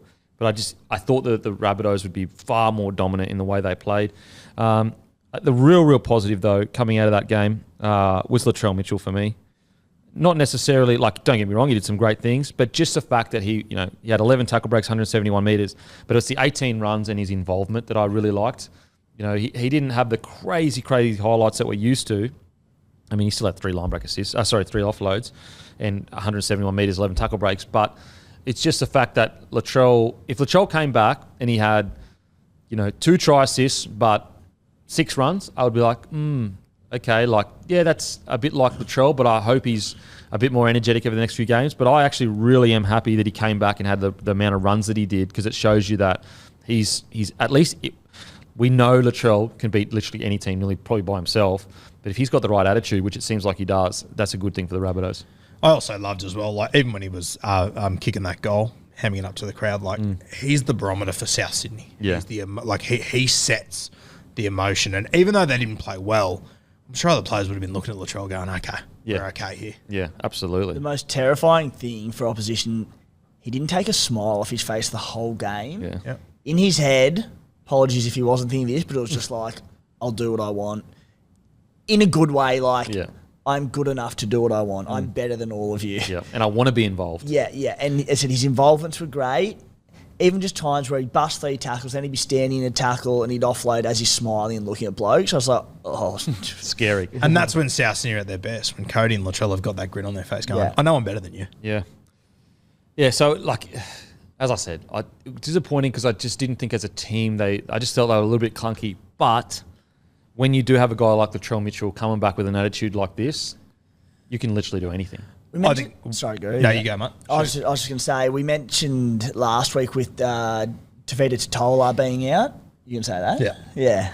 We're spending too much time together, mate. We're getting in each other's heads a little bit. But he is, mate. His value goes up every week. His value goes up more when he's not playing. The last 2 weeks with him out, they've just looked a completely different side. I know he's missed games at other stages of this season, but like I said last week, they just looked like they want to go side to side too quickly. They didn't want to roll up sleeves and go through the middle. That is Tavita Totola that does that. So I'm not sure if he's due back this week. I think he's touch and go. I don't think so. Really? I think he's hurt his neck, so I think they've been pretty careful. So Good thing is he just extended, didn't he? Yep, just extended, yep. I'm keen to see that first week back, how the dynamic of this side changes. Yeah, absolutely. He's so important. I think it's a massive rap for the Rabbitohs of how well they've been okay, Big Burgess, he's our main guy. Bringing in the next guy, Totola, you need to take his mantle, and then he does. Been really, really good at that. And it feels like in 3 years we'll be sitting here going, geez, how important's Mawali? Yeah. Because they're bringing him in the same way they did with Totola, just bringing him on slowly. And I think he's going to get there as well. So as I said, it's a really weird game to talk about because they still won 32-18. The Tigers were much better than we've seen. But this Rabbitohs side, I thought they'd click a bit quicker. Maybe it's going to take a couple games. But you've got really good, as I said, you've got a good foundation when Latrell Mitchell is ripping and tearing. In regards to good performances, Isaiah Tass was outstanding. Real positive for them. We spoke about it a bit off air, but I guess, is it getting to the point where you're going, he's playing too well to move him next year when Jackie Whiten comes? I'll let you guys go first. I've got a bit of a different opinion, I think.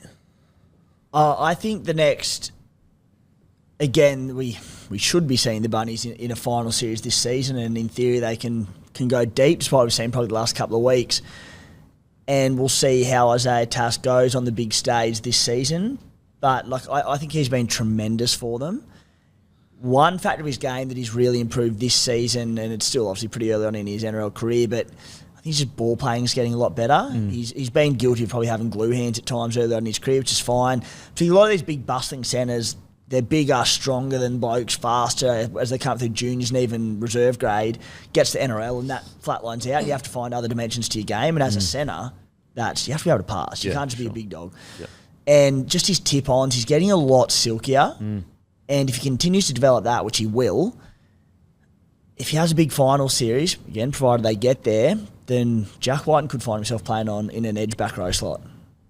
I think that playing Jack White on that left edge of South Sydney is a little bit wasted. I think the way that they attack, they never use that player there.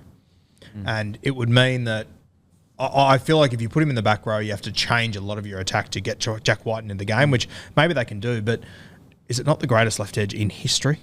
Do you really want to change too much? I agree, Tassie is playing so well that it's so unfair on him. Because who's when you think about what's a stronger side? Whiten, Tass on it, or Host, Whiten, Tass not on the side. Jack Whiten is definitely obviously better than Isaiah Tass as a left centre. But as Kempy said, just for the makeup of the side where they've just lacked another edge player all season going between Host, Cheekham, a few other blokes. Everyone's had a crack at Cartwright. And they've all been okay at times, but it's an area they can really strengthen. Again, it's pending Tass having a big end of the season because he has to kill it. But I don't mind it because what do you want your line runner to do? Take players. If Jackie Whiten's running that line, you know, it will take so many players to he will distract constantly. It's like Keon on the other side. I'm torn.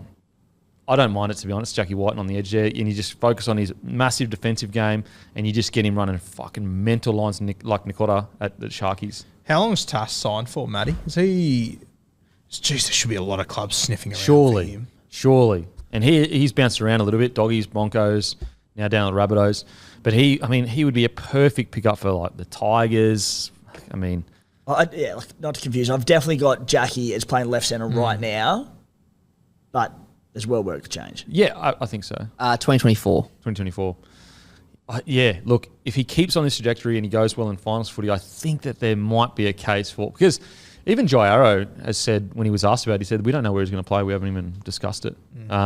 Jackie Whiten. So I wonder whether he'll move to that edge and you just simplify his game so much. Say, mate, we just want you to run hard and straight.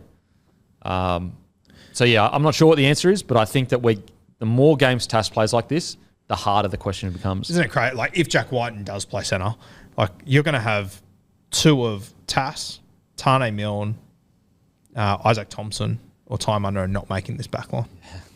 Yeah. Jesus. I think another argument for Whiten at left edge as well is because South have now lost Sele to the Dragons. Arrow's been mostly back row. This year he's been in the middle, but I think this next year you can't put Arrow. He has to be in that middle rotation, especially now that Sele's gone. So that kind of like makes the depth even weaker. So I reckon that's another argument to have Whiten at back row and just keep Arrow in the middle where he's clearly better at. And I don't mind Jacob Post on the bench. I think he offers quite a lot of versatility on the bench. But yeah, look, it's a good headache to have for Rabbitohs. Like if you want to win a comp, you need questions like this being asked on your edge. What would you do right now, Matty? Gun to head for round one. Yeah, I think Whiten. I think Whiten on the left edge and keep Tass at left centre. I think it just balances the team out better, and I think in the long run it's better as well. As I said before, with keeping Jai in that middle rotation with Burgess, Wiley, Totola, I think that's a great rotation. There will never ever be another Clive Churchill Dally M winning 5'8", played at second row in round one at his new club ever again in the history of rugby league. But yeah, so Rabbitohs got the win. Trell's in a good mood. He's ready to play. He's a lot of involvements.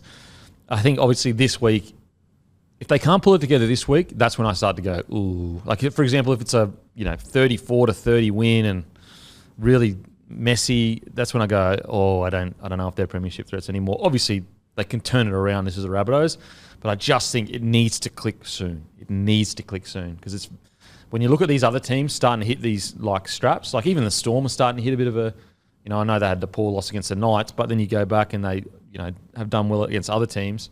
You got the Warriors playing really well, Broncos playing really well. You just need to start hitting your straps, I reckon. Be interesting. Like you got this weekend South Sydney taking on Cronulla in Perth. So you got South, Cronulla, and you got the Knights. Three teams that I think this weekend is super important to them. I reckon like one or two of these teams will look back at their Perth trip and go, that made us. Yeah. Or it broke us. Yeah. Bloke in a Bar live show, Perth. Stadium.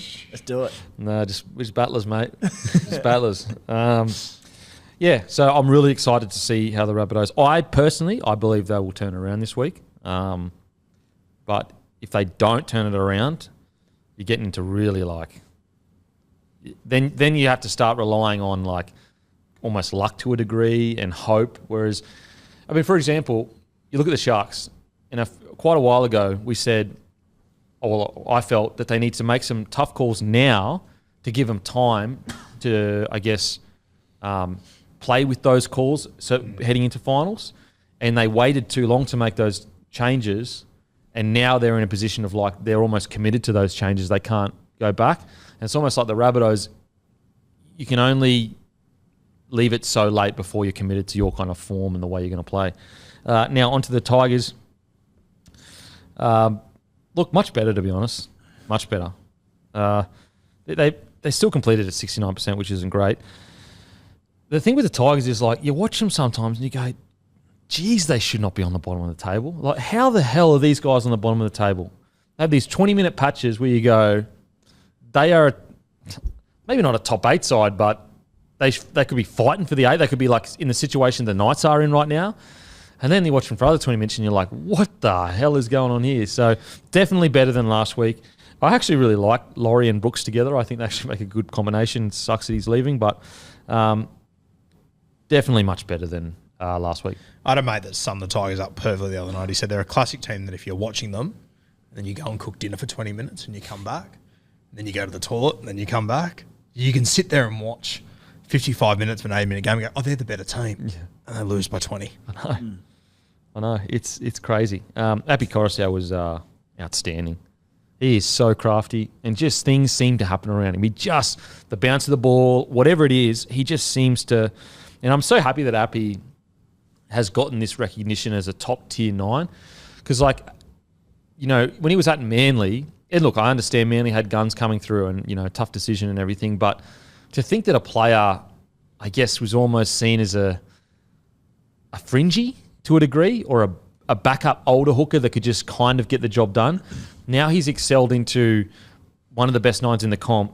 It is just a crazy late career progression, because there's like a whole chunk of the middle of Appy's career that's like solid, and then he's just gone boom to another level. It really is, like, when you consider what he did at Penrith, it really is one of the most underrated signings of all time. 100%. Like it's kind of changed rugby league history. Like, remember, he was signed with Canterbury. Yeah. In the 11 hour, that completely flips. So that turns everything on its head, and hopefully he can start to have a similar effect to the Tigers. And I think he definitely is having a positive effect. I don't think there's any doubt about that whatsoever. I saw him in the change rooms 2 weeks ago on the TV, and you could just tell he was furious with how the game had played out. And I think it's just that sort of attitude that I think the Tigers have lacked for quite some time. It's that mindset, and then you throw in your Batemans, your Papali'is, Clemens, these sort of guys. Scoreboards might not reflect it, but I think that the Tigers are heading in a better direction. But as we've said since the day I met you, Kempy, it's not on field's a problem, but it's not the problem. Timmy? It's only 7 days ago and spoke about how they came out last week against the Dragons, and I love the brand of footy they've started playing. That's expansive. You mentioned their 69% completion on the weekend. It's a bit like the Sharkies, who also play particularly expansively and use the ball. It's going to lead to errors and completion rates dropping down a little bit. But it's like they've sat there and, all right, we're last on the ladder. Let's go down swinging. Let's play some footy. We've got the talent to do it. There are a couple of early shifts they used coming off their line. There was one there where Stafford Toa went through, flew down the field, kicked back in field, and Lockie Ilias cleaned up about 10 metres off his own line. It would have been one of the all-time great tries from your own half. It was about 1 or 2 tackles into the set.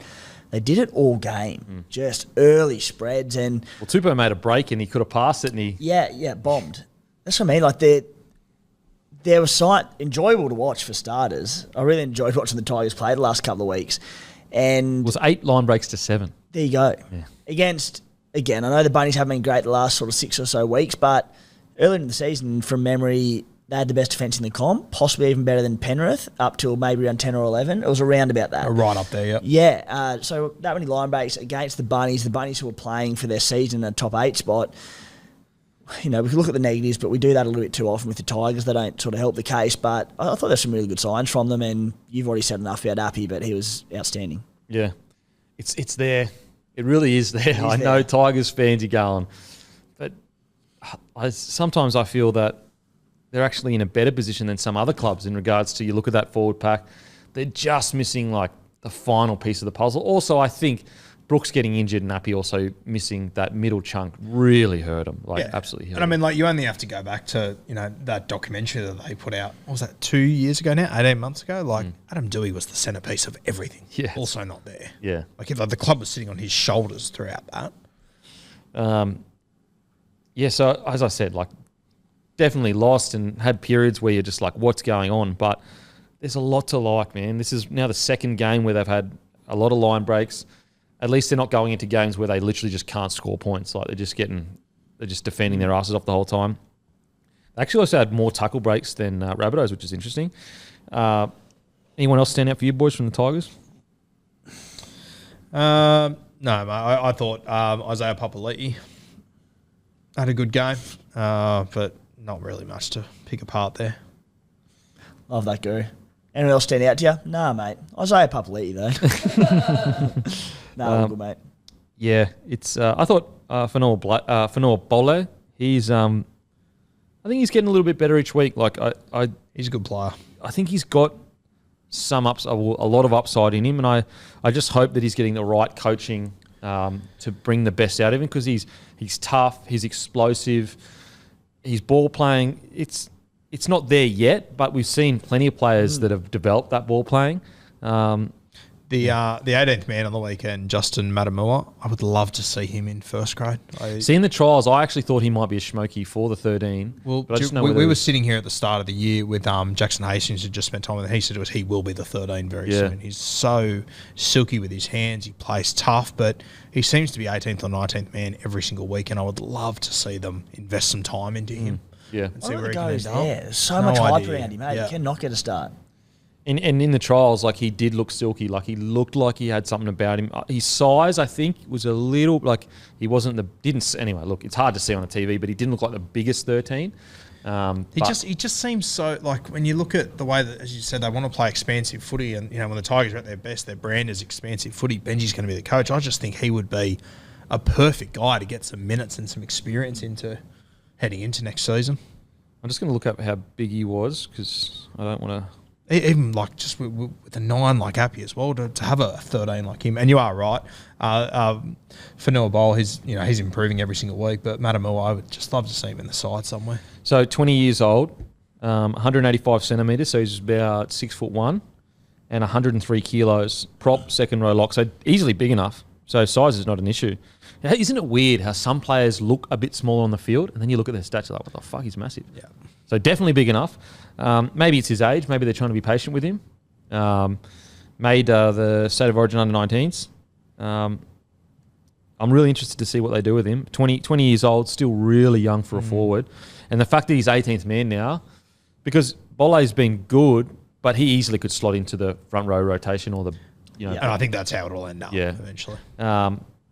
So, yeah, there's some more positives. Again, the Tigers, like, they've got Buller at the back there, Tupou on the wing, a guy like Matamua coming through. Like, that's a lot of... And then you add that into the forward pack that they've got. They just need to find a 7, really. That's all. Pretty much. Have they Not settled? that hard, is it? Yeah. Have they settled on Caesar? Has that been done? I've got no idea. Okay. No. All right. That is us done for the Tigers and the Rabbitohs. Now on to Bundy Mixer. What a great round of the NRLW with a couple of upsets. Bundy and the NRL are back with the world's first mixed gender fantasy league, where fantasy sports fans can pick their team from both the men's and the women's league. It's called the Bundy Mixer, where you pick 3 NRL players and 3 NRLW players each week to score points for their on-field contributions, such as tries, tackles, and metres gained. With no salary cap and teams resetting each week, there are prizes to be won each game week, meaning no matter how bad a game week you might have had, you're every chance to take out the top prize of $4,000. That is right, the Bundy Mixer. Head to mixer.nrl.com to enter. As I said, if you struggle one week, it resets every week and you have a chance to win the top prize of $4,000 every single week. Make sure, head over, sign up. That is mixer.nrl.com. And massive thanks to Bundaberg, Bundy Mixer. Now, let's get to the next game. Let's get to Storm defeating the Eels. I obviously tipped Storm, but geez, the Eels looked off the pace. Storm completely dominated them. I think that we may need to come to grips with the Eels, losing Papali'i, losing Lane obviously with injury, losing Reed Marnie. They just haven't seemed to replenish that kind of, forward pack or key players as well as we would have hoped this year. Yeah, I agree, mate. And I just think they're still just... And with Sivo out, it hurts, but they're still just a strike outside back away. Or even, mate, like... I'll tell you the other one that I think they really missed is that Tom Opachik, who left a couple of years ago. Oh, massively. Just consistent. That's all that you need out there, and I think that's what they really lack in this backline. And there's guys there with upside, but it's just outside of Will Pensini, the back five. Sorry, outside of Gutho and Will Pensini, the back five just doesn't worry me. I thought Russell had some good moments. Sean Russell, good defensive put down moments. was unreal. Yeah, put down was incredible. And to be fair, he should have scored another, but Bryce threw him the ball about a way week too early early. on that Way play, which too is very unlike Bryce. Way too early. So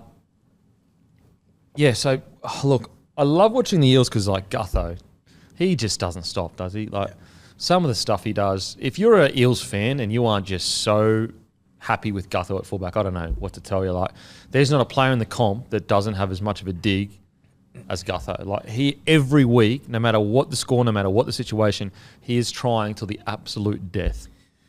Yeah.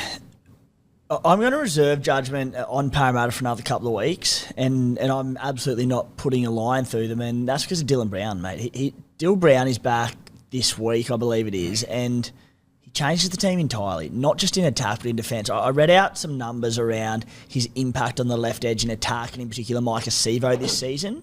The sort of first 4 or 5 games he missed, and Sevo had something like 1 try after being leading try scorer during the season. But defensively as well, what he does for that entire edge, which has been pretty putrid in the last month or so.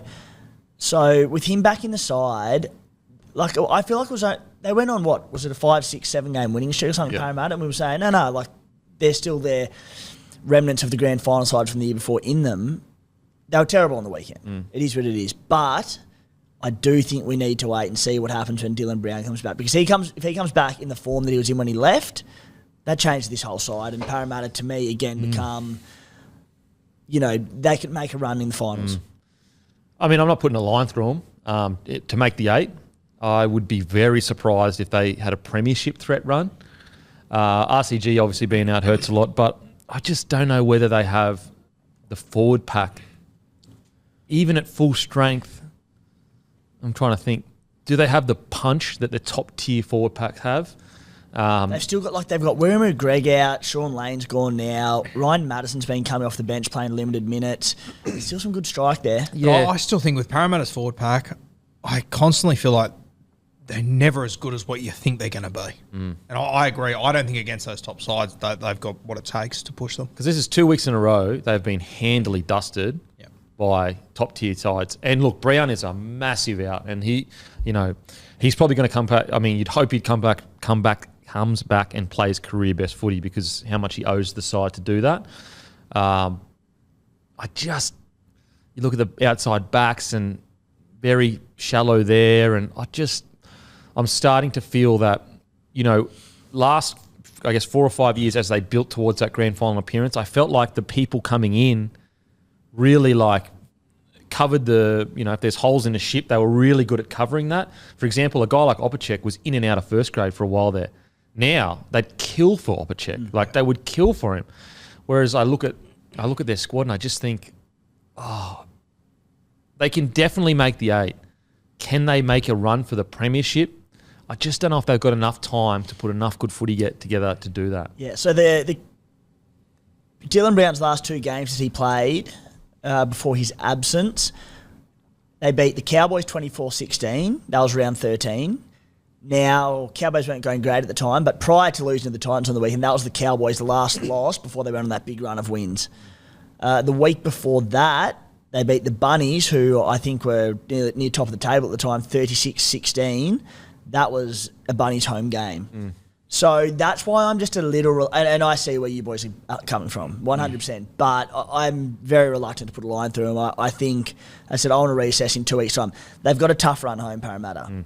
Some tough games to come. So off the back of that, I think where we will know where they're exactly at in 2 weeks' time. But I'm going to reserve judgment. I guess the concern I have heading into these big games against some of the top-tier teams is they haven't had time to build into them.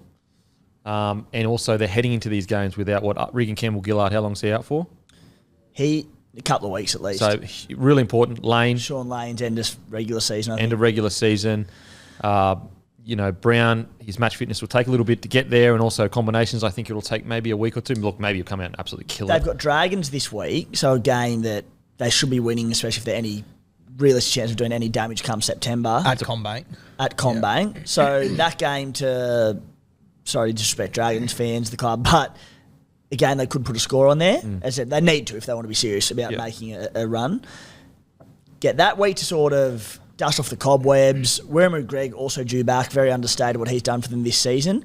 Then it goes into the Broncos, Roosters, Panthers, and then a bye in round 27. So, as I said, I think they can make the 8. There's definitely no denying that. And I think that they could also take it to some of the top tier sides. I just wonder whether when it gets to finals footy and they need to win 3 on a trot to be in a premiership, like to be in a grand final. Yeah. Well, remember they were in this position last year going into finals, and then they went on that big streak. They won round 25. They beat Melbourne to get into the top 4. They'd beaten Penrith twice that year, though. Sorry, I'm not saying it's the same team, but like it's actually quite similar where they're lined up. They're a bit further down the table this season, but it is quite tight-knit around the 8. They put 50 on the Broncos week before, pumped the Doggies week before that, Bunny's got them for that. But yeah, they won on that late run. Yeah. I mean, I backed them. I backed them in. You did, yeah. So I'm excited to see if they what is there, what's to come. Because they go into basically the next 2 weeks. So Broncos, they play in 2 weeks.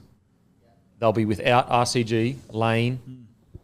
Because RCG is back in round 25, yeah. And Sivo, when does Sivo get back? Sivo could be back. Sivo will be back that game. That game.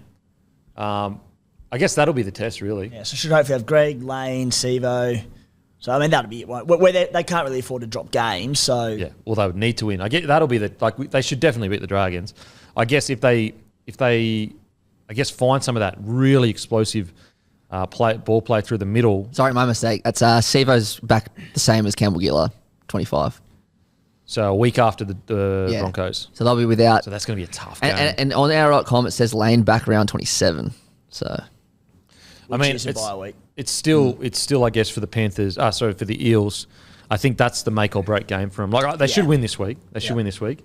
I think the Broncos is their make or break game. Look, Mitchell Moses, Brown, and Gutho. Hands has been solid as well. If they click well, and the forward pack get back to what they're doing really well, there's no reason why they can't be the Broncos. Why are they playing at the Gabba? What's because of the World Cup, I'm pretty sure. Yeah, Matildas. Yeah. But yeah, it's just these last 2 weeks. Although I didn't expect them to. I don't think I picked them in either game. I didn't expect them to be as well handled as they were. Yeah. I just think that they're just lacking that punch that they had. What do you reckon, Guru? Oh man, I completely agree. And I came into this week looking at Melbourne, going, they don't have the punch to compete in this competition. And then I still think they lack a lot of punch. But Parramatta, I'm really worried about them. I think that they will miss the top 8 this year. The way it's all shaping up, and the way that the teams that are slightly ahead of them, your Newcastles, your Manly Seagulls, like these teams, they're doing pretty well now. What's Parramatta's for and against? Plus 59. So they're going to run, not too bad. But that's the other thing. And now the 2 teams above them, Manly and Knights, for and against doesn't matter because they had that draw. So Parramatta, they have to rely on wins and nothing more to jump those 2 teams, and that's to get to 9th. Yeah. Yeah, they're up against it. Yeah, for sure. Plenty to do to make the 8. Look, I think Mitchell Moses has proven that he can handle big games, he can handle big moments. So if there's a guy that can do it, I think Mitchell Moses can do it. But yeah, I just think roster-wise, have they made much movement in the market? Not really. For next season? Yeah. I don't think so. I mean, will they free up some Josh Hodgson money now? So maybe that'll allow them to do something. But I don't think there's anyone that they've signed at the moment off the top of my head. Because we spoke about last year, they're almost in that Goldilocks zone of great gun side, can get into a grand final, but can they guarantee their players a premiership? And so the recruitment's been so good to get them to this point.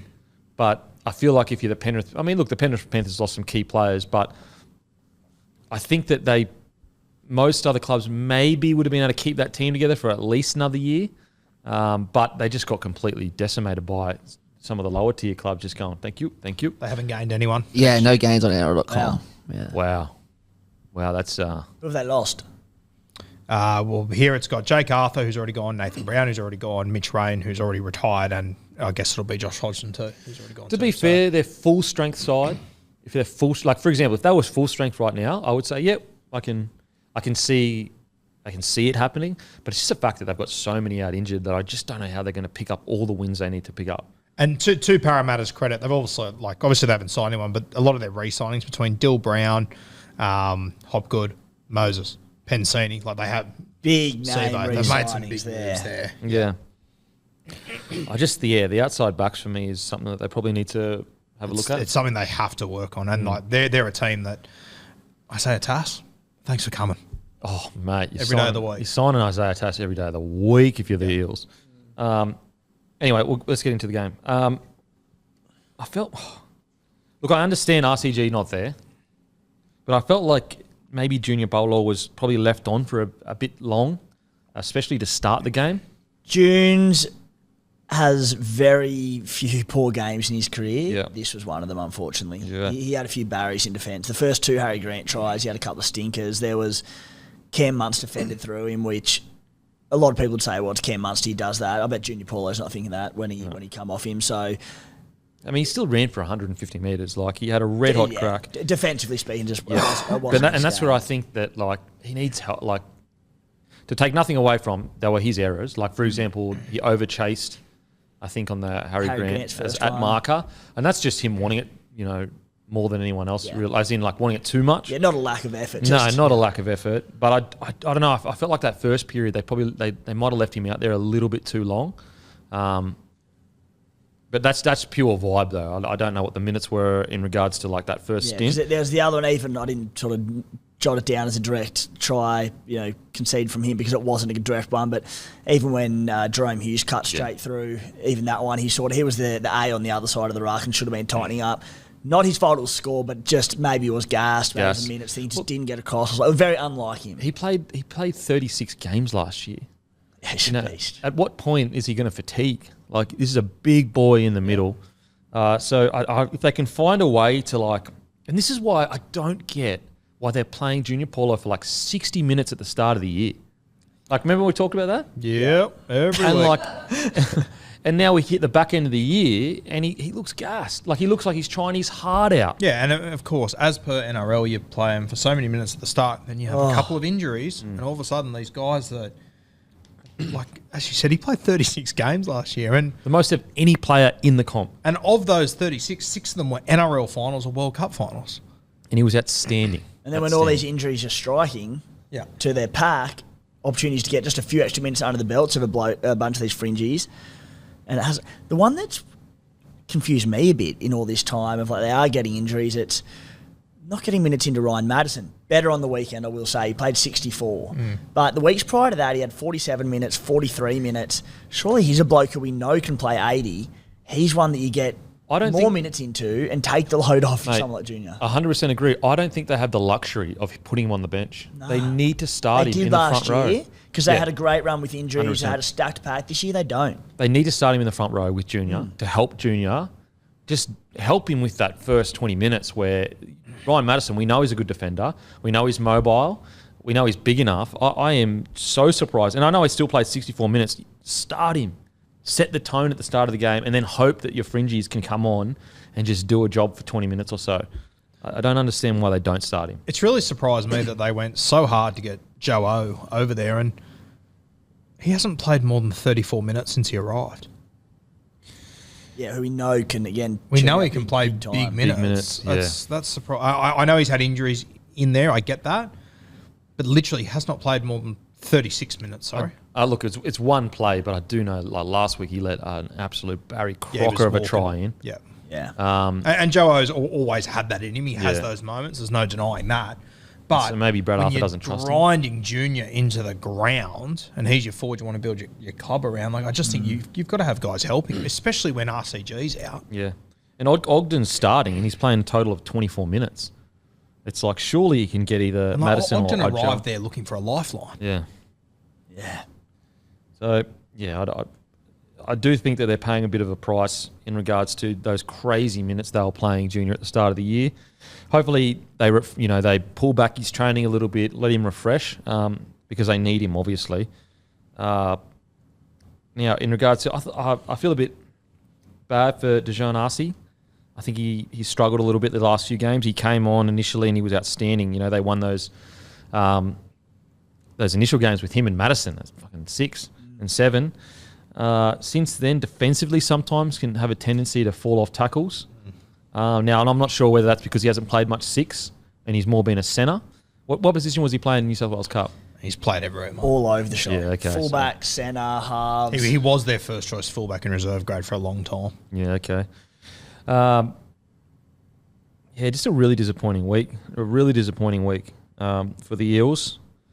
And the problem is like if they were getting all their troops back, like for example the Rabbitohs, they got them all back at once essentially outside of Totola, whereas the Eels it's like a staggered back, so it's this almost you've got to grind your way into finally getting your full roster back. Yeah. Anyone else with the Eels that you were? Just a disappointing week to be honest. Disappointing week for sure. Yep. Well, Pensini got through his work again as he always does. If they had two of him, solves half their problems. Yep. Yeah. It'd make life easier, wouldn't it? Yeah, Just two get Will another, just Pensinis. get another Pensini. Yeah. But it is wild that they've managed to pluck. How old is he, Matty? 20, 21, Pensini? Like, they've managed to pluck this 21-year-old who plays like a 28-year-old. They just can't find another consistent guy out there. And that's where I think like you could look at their recruitment and go, should have they fought harder to keep up a check? He's actually 21 today. Happy Pensinis. birthday, Will. Happy birthday, Will. Shout out to you. You deserve it. Can you make another one, please? Now let's get to the Storm. I mean, I've got to admit, I don't think I gave enough credit for Katoa not being in the side the last whatever weeks it's been. Because geez, he has punch when they need punch sometimes. Like, he's just a big body, very hard to defend. And, like, he doesn't set the world alight in regards to, like, you don't see 200 metres out of him. But every now and then he'll just punch through the line and just give them that momentum they need. Very kick out, Penrith. So I was getting two words out of my mouth. Very kick out vibes. Doesn't run for the big meters, but every meter he does, man, every run he has is so effective. And it's quite often the meters you get in the two tackles after his run where it counts. Yeah, yeah. And so you look at that performance and you go, the Storm, I don't care what anyone says, this year has been the hardest to read them in their entire history. Like, it is so hard because they put on these performances and you go, oh, mate, premiership threat. Like, Munster's try was an absolute joke. Can I tell you a story about that try? A few weeks ago, you won't remember this. A few weeks ago, we were in Canberra, right? It's about 1 a.m. and I'm standing at the bar and I'm looking across the bar and I can see our table over there, right?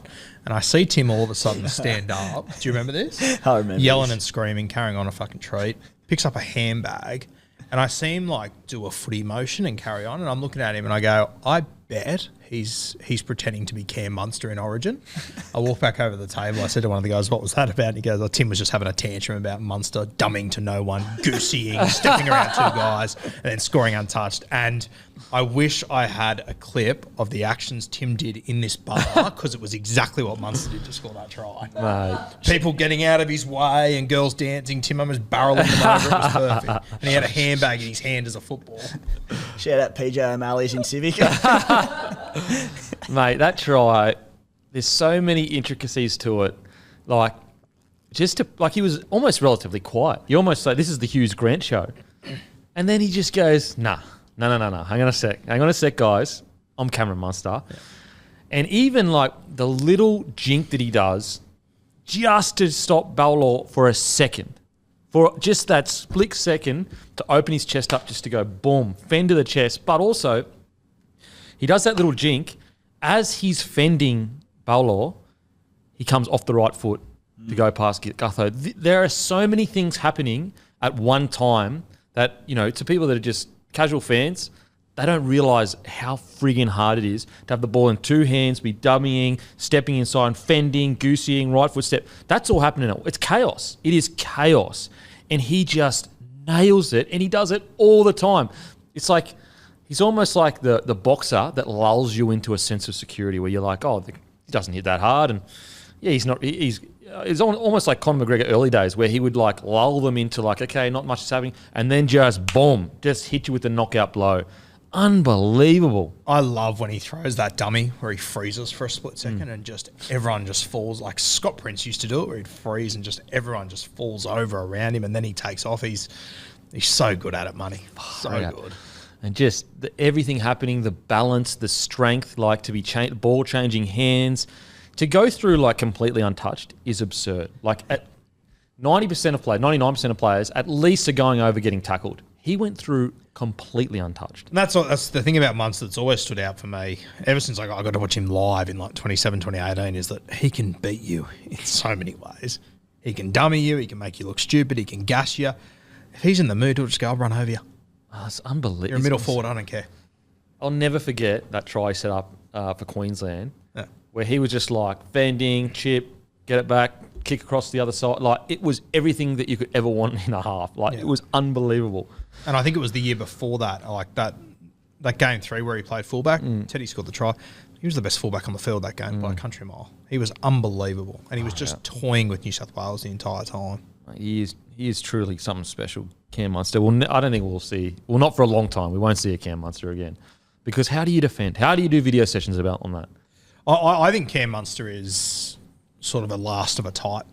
I don't think we'll have rogues. I think they're more and more getting forced out of the game. And where are they going? The halves across the board are just becoming robots Yep. in the modern game. And to be fair, it has been for a decade plus now. Unfortunately, the junior halves are all getting taught to be robots. Cam Munster couldn't be anything further from that. So it's why he's such a breath of fresh air. And he's a bit of an exception, a bit of an anomaly because he's such a freak, but it shows there's still a place for the rogue in here, especially at 5'8" alongside a structured halfback. It can just be so perfect. When But even like that story of him hungover after winning the premiership, then goes and wins Origin. Like, perfect storm. His team wins the comp, then Origin for the first time in the history of rugby leagues, played at the end of the season. You're never going to have stories like that again. Yeah, I don't think so either because clubs just won't allow it. Yeah. But he came through a generation where he kind of like earned his stripes quick enough where you go, all right, Cam. Like that right. story's our last real sort of Joey-like story. It's absolutely a Joey-like story. I know, people that, non-Queenslanders don't want to admit it. It's a Joey story. It is. I think it's equal to Joey. Not equal in regards to like Joey coming back from a broken leg. Yeah. Like that is fucking number one. But that's rogue Joey-esque of like some bender comes in, fucking wins a series, does it in arguably the worst Origins. You know what I mean? It's, was the picture of him in the team photo? Oh my God. Was that the exact same timeline? yes, that's the so time. good. And his eyes are just, he's so wounded. hungover. Calling the Origin coach, Wayne Bennett, asking for extra days to party. And you've got an Origin series to win. And Wayne Bennett of all coaches. Of all coaches. And then, anyway. And just to make it even more lovable, he's not in a hotel or in a private room. He's literally sitting at the beach at Byron for everyone to see that week, having the time of his life. And you think about, you compare him to like Andrew Johns and people get so upset. Like, the next few years is going to be Cameron Munster's peak. He's coming into it. And you think about what he's already achieved in Origin. What is he? Is he 4 series now? He's played 18 games for Queensland. And he's won 4 series. And how many moments does he own? 17? 20, 24. Fuck, 4 series already. Just on Joey, he like pretty much completely ruined his neck in 03, ACL 04, broken jaw 05. So he came back. jaw. So he came back from all those. Yeah. Shout out Sonny B. Williams. Unbelievable. That Joey, I don't think that'll ever be topped. Because like if you just want to look at the performance, probably won't be topped. Add into the story and the yarn around it, it'll never be topped. Like, who will ever do that? I don't think it will, but if anyone's going to do it, it'd be you're Cam probably Munster. looking at him. It's probably Cam Munster. Yeah. Now, other players. I think Will Warbook has kind of come back into his own. I thought there was a couple of weeks there where he struggled a little bit. Sorry, did you say that Cam Munster played his first Origin in 2017? Game Yeah, 3, that was 2017. debut. Yeah. I was just typing up Cam Munster. I just found this quote. While in the emerging Maroons camp, he broke curfew and the Queensland Rugby League announced he would be excluded from representative games for the next 12 months. So he went from that to playing to having all these moments and having all these things for series. Like, he's a freak. It's so funny. So funny. So he was outstanding. But, I mean, look, it was a Harry Grant show, but it was a Jerome Hughes show. Yeah. It was a Jerome Hughes show. It was what I'm, I guess, really positive for the Storm is they need one of their spine players to go on a run like this. Now, it's only one game, but if Hughes hits red-hot form, that's when they become premiership threats again, in my opinion. He was outstanding. 4 try assists, a try. He ran for 185 metres, 6 tackle breaks, 3 line breaks, 4 line break assists. Like, it was an absolute masterclass from Hughes. And that's the beauty in it, that it was the Jerome Hughes show and the Harry Grant show. outside of that try of Camus in the 67th minute, he hadn't done a lot that game. It was the other boys standing up. So that's what they want to see, don't they? The play of the game for me was that pass that Harry Grant threw when he went to the left-hand side of the ruck and he threw it back between the markers, face ball on both of them, to Hughes going through the middle. Freakish. The best thing about that tip for it all, but the best thing about Harry Grant, we know how good his strike is in so many different facets of his game, and I thought that was on show on the weekend. There was the first try where Junior's marker falls to the dummy, goes, and Harry goes, looks up, bang, dives over. Try 1. Try 2, 22 minutes in. And he runs that mad line, just putting the head down, 100 mile an hour off Jerome Hughes, crashes over again. Then there was the wits about him, that face ball he threw that you just described, Jerome Hughes back inside to Josh King. 3 complete different areas where he's just a massive attacking threat. Like, how do you stop this bloke? That's not even the pass I'm talking about. There was another one he threw to Hughesy on about halfway. Yeah, it was about halfway, and Gutho was at marker. That was a cracker as well. yeah. That was good footy. But the one that he threw to Hughes, So they was identified, unbelievable. they've gone Gutho's marker. Yeah. And just gone, boom, come out. It looked a lot like Cam Smith, Billy Slater. That's what It was the try. When Hughes just Jerome went Hughes, straight through. that was Yeah. wrong. Yeah, when Paulo Yeah. was the one we took. Yeah, it was on. That's what he said. They identified that Gutho was at Oh, fullback God. and just nailed it. So Gutho had come in at A defender on the short side, I think. Yeah. And they've gone, boom, just come out, step on the right foot, in behind. So add that to it as well. Oh, mate. So that good. Hughes ball to King, though, that was unbelievable. Mm. He just had all the time in the world for that, man. And look, Pappenhausen, I think he comes back this week as well in New South Wales Cup. So, to be honest, I just want him to get through the game of footy. He doesn't need to set the world alight. It's just good to see him back playing rugby league. Anything past that this season is a bonus, in my opinion. If he just gets to play footy, I'd be happy with that. So it looks like he'll come back for the Falcons this week. That's 5 p.m. Saturday. If you're up on the Sunshine Coast, get out for it. Yeah, go and watch him. Because you could watch, like if he does come back and eventually hit the form that we've seen in him, you could watch one of the great returns. A little bit different, but it's similar-ish in regards to like Billy Slater's great return. Came back, they basically said his shoulder was fucking Dunsky's. Ended up, made a grand final. Won an Origin series. Billy? Yeah. Won the Clive. Won the Clive, yeah. Fuck. Unbelievable. Anyway, I think another thing we have to mention is they did this without the big fella. Yeah. Which is huge. So, look, it's a roll. If there's one team that's the biggest roller coaster, in my opinion, in the comp, it's the Storm for me. Because it's just like, are they a premiership threat? Are they not? Is this going to be the worst year they've had in a while? Is it not? After the weekend, they're definitely closer. Because, and again, the key is you've got Hughes playing crazy footy. So you bring back in Nas, and obviously Katoa stays injury-free. I can't see why not. It's a Storm. The other one as well, they obviously, Remus Smith was out injured last week and they dropped Justin Olam. So, but young Tonamapea, I believe he did a hamstring at the end of that game. Yeah, it looked like a hammy, yeah. So you bring him back, Justin Olam, after getting dropped with a little kick up the arse. So he'll be ready to go this week. I wouldn't want to be playing against him. No, thank you. No, thank you, sir. No, thank you, sir. Now let's get to the next game. Biggest game of the round. A real rugby league game, you know. Also, the Dragons. Also, don't forget, guys, stream live NRL games on 9 Now. That's right. You can download the app or you can watch on your browser on your PC. Thursday night coming, we'll have Roosters v Manly. Then Friday is an absolute thriller, Penrith v Melbourne. And Sunday is Raiders v Tigers. That is on the 9 Now app. Download it, guys. Trust me. If you had to listen to the Gold Coast Titans versus the Cowboys game, listen to a fatty chasing a fly around the room and then killing the fly mid-commentary with Cam Smith. Also, Fatty and I think it's Thompson spraying Cam Smith, calling him a ref. Just some of the great commentary. Great commentary. So that's all on 9 Now, guys. The best in the business. And obviously, they Darren Lockyer down on the sideline. It doesn't get much better than that. So watch it on 9 Now. And I think there's only about a minute delay. So, you know, they score a try and there's one ad and that's it. And then obviously you've got ads at half time. There's not a bunch of ads pushed through the whole thing. So that's on 9 Now, guys. Download the app. Let's get into the next game, shall we? Knights defeat the Raiders 28-6. Really, really big win for the Knights. They hadn't won down there in a long time. KP was outstanding. I think Hastings has just been really, really solid for them. And ever since he's moved to that other edge to be able to play with Ponga, it's completely changed the Knights. I actually think that the Knights had the opportunity to win this game by substantially more. But I think they got a little bit greedy in the first half. They went up 14-0 and they started thinking, oh, shit, we're on here. Let's just bag some points. Then they started like dropping the ball, a few errors here and there.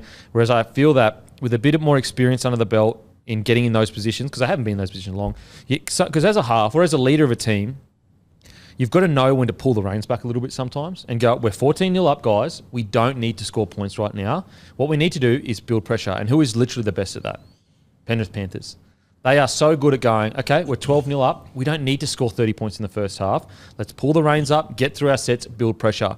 And so with the Knights, I actually think they could have won by, 40, honestly, as in 40-6, if they had have made that right decision and understanding when momentum needed to just pull back a little bit. But that's being hypercritical. Outside of that, Knights are outstanding and they genuinely might make the 8. They genuinely might make the 8. And I think that, look, unless they just go loss for the rest of the season, even if they go win, loss, I think this is a successful season for the Knights, and I think they should be pretty proud of themselves of the way they've pulled it together. I think they're a really good chance to make the 8. I kind of think they will. I think I'm very worried about the Sharkies falling out of that 8, so I reckon Newcastle are a very good chance, and we'll talk about it soon, obviously, but I think the Raiders are also a threat to fall out there. I've been thinking it for a few weeks now, and Matty can attest to this. I've been a bit concerned for the Raiders. I just worried as you get to the back end of the year, you've had so many grindy games. Do they have the energy to see the year out? What do you think of the game, Timmy? Yeah, I mean, you mentioned, Kempy, that the Knights could have won by far more. You're right, they could have, but at the same time, it also reeked of a game to me where they had the comfortable lead at half-time, and I was sort of sitting there going, look, the Raiders don't deserve to bounce back in this game, or they didn't look like they were going to what they'd shown, but it's also a sunny Sunday afternoon. The Raiders chasing points. They can look pretty dangerous when they're coming from behind and have to throw the ball around a bit. The Knights, who love giving away a bit of a lead, I just felt like the game was going to get tighter and that we'd run in a few tries that Saturday, and it didn't. The Knights closed the game out really well. They didn't let us back into it at all and were just far better than us. There was a moment there late on in the game where we were attacking their line, throwing everything at them. Granted, it wasn't a heap, but Big Red Corey Horsburgh was caught short. It was only with a couple of minutes to go. Tyson Gamble made an unreal tackle on Hudson Young on his own line. Game was dead and buried, and they just put up this steel wall, which was such a good sign for the Newcastle. It's tough for me to watch, tough for Raiders fans to watch, but from a Newcastle perspective, it's something that we haven't seen in many of years for them, but most importantly, we're seeing it in back-to-back weeks because we've seen glimpses of them at times in one-off games, but they never string it together. Well, that's 4 weeks on the trot now where they've played exceptional footy. Yeah. And, why can't they make the 8? And the perfect word for it is steely. And I know it's Steel City, but they'll be ahead to games won. They did the same thing with the Melbourne Storm last week, where they were making try-saving tackles in the last seconds of the game, or at least the last minutes, and the game's over. And that's why, although I think Tyson Gamble, now he may continue to develop. Look, he's been really good for him.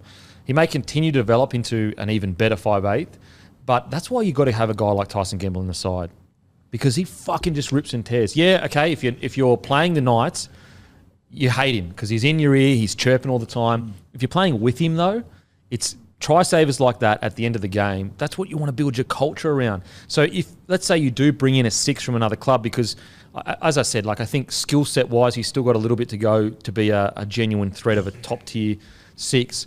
You still keep him in the side somewhere because he just brings that energy. He's slowly starting to show I more know. and more. Like, there's moments where he does things where I go, I didn't think he had that in him. Like some of the play to KP out the back where he just, no. Look, I'm just going to have to be honest. The Raiders ball players, Tyson Gamble was better at squaring up the defence than they were. And you would have Tyson Gamble way beneath them in regards to ball players. I said the exact same thing the week prior against the Warriors where our ball movement was non-existent. We were so sluggish going wide, and the Knights put on a show against us. Yeah. Like every time they went wide, they looked like carving us up. Our defence was so passive.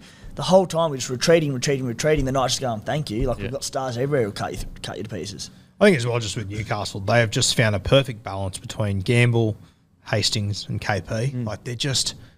I think it's fair to say, like, it's still Hastings' team and he guides them around, but Tyson's chiming in, KP, and I never feel like they're overplaying their hand anymore. Yeah. Whereas earlier in the season, I thought it was quite chaotic and it took them a lot of time to get there. But I just think right now, between those three, they've just found a perfect balance. Remember last season we were talking about, it spring to mind, that the lack of games their spine had together because Brayley was injured, KP missed some games, whoever else was there, they just kept missing games. So they came into this season with, again, a very new look spine, and then they lost Jaden Brayley early.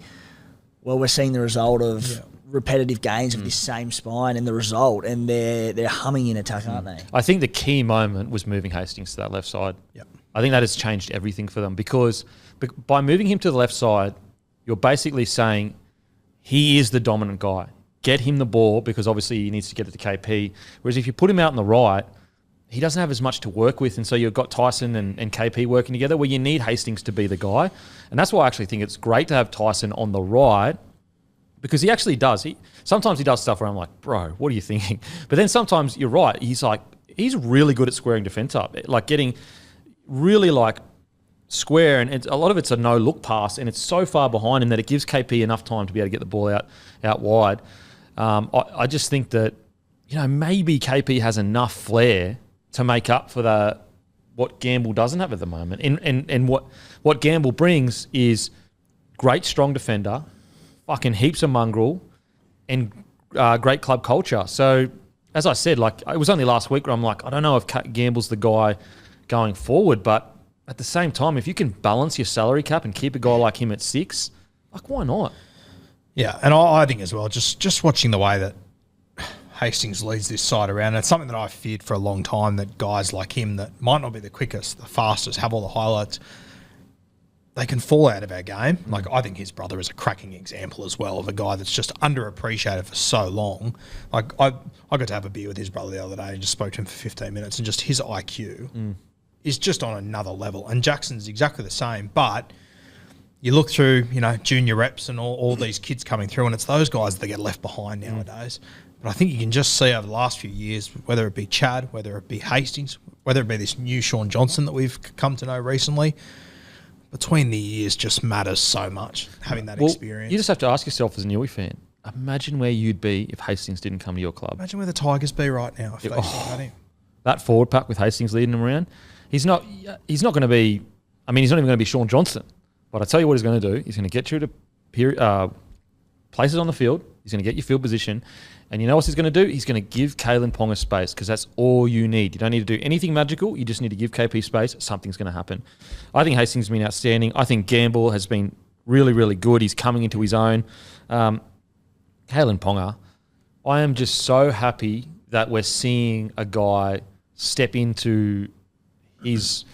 This was his future. This is what everyone hoped that he would become. Many years ago, he came in as this crazy superstar with this incredible footwork. And then, a lot of people forget, in his first year, if he doesn't do his hamstring, he wins the Dally M.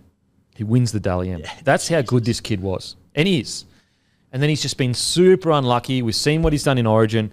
And I'm just so happy that he's made a very, very tough call of saying, I'm not going to play for Queensland. I could have easily been there in that third game, lifting the shield with them. I'm going to focus on the Newcastle Knights. And I think it's probably the most mature decision he's made in his entire career. And I think it shows the Newey fans that this guy does care about the club. Yes, he can be eccentric he's a new generation style footy player, but he cares about the Newey Knights and he cares about winning. Speaking of big decisions that have been made, how do you reckon Dominic Young's feeling right now? Oh, mate. Sitting down good to the is he? Chooks, How good is he's played he? 18 games this year and scored 20 tries. And he should have got 2 on the weekend just by a millimetre was out. Yep. The KP Origin call could potentially put the Knights in finals footy. Crazy. It could change it could keep Adam O'Brien in the gig. It could keep a bunch of players in that roster a gig. That's how important that call was. I tell you what, geez, I'd love to see just Kalen Ponga in finals footy. Oh, mate. Mate, they're doing so well. I cannot express enough how impressive this Knights, and just they are truly showing what we used to see the Knights as this gritty, working class town. They keep turning up for footy matches. Doesn't matter how bad they're going. They're starting to repay their fans and go, we believe, and we are playing, you look at the Cowboys, and I know they obviously lost on the weekend, but that's what Todd Payton tried to do when he got there. He said he wants to play of what the area is about. And I think we're starting to see that with the Knights. They're playing what Steel City represents. Not only do they have like a great run home, Dolphins, Bulldogs, Rabbitohs, Sharks, Dragons, 3 of them on the trot, 24 to 26, are all at home. And they've actually won a lot of their games at home as well. Not a lot of their games, but I think they've got a better home record and than I away. think every one of them, and then the Dolphins one this weekend, which is, I think, meant to be a Dolphins home game, is in Perth. I think they're all Sunday afternoon games at like 2 or 4 o'clock, the ones at home, which... KP o'clock. KP o'clock. They're a dry track, fast footy side, using the ball. I wanted nothing more going into that game on the weekend for it to start pissing down rain or be a night game, just turn into a slog through the middle. Not saying the Knights couldn't win in that model, but it would have favoured the Raiders a hell of a lot more. But as soon as I got that just dry track on a beautiful day in the capital, I was like, oh dear. And you have a look like at the Knights over the last few weeks, since round 15, they've lost 3, they've won 4. They've obviously won 4 games in a row now. The 3 games they lost to the Roosters, to be fair, 18-16, but they lost to the Panthers by 8 points and the Broncos by 4 points. Yeah, and that Broncos game was there. What do you got there, Matty? Round 24, Knights, Bulldogs, Sunday Arvo. Round 25, Knights, Rabbitohs, Sunday Arvo. Round 26, Knights, Sharks, Sunday Arvo, all at Newcastle.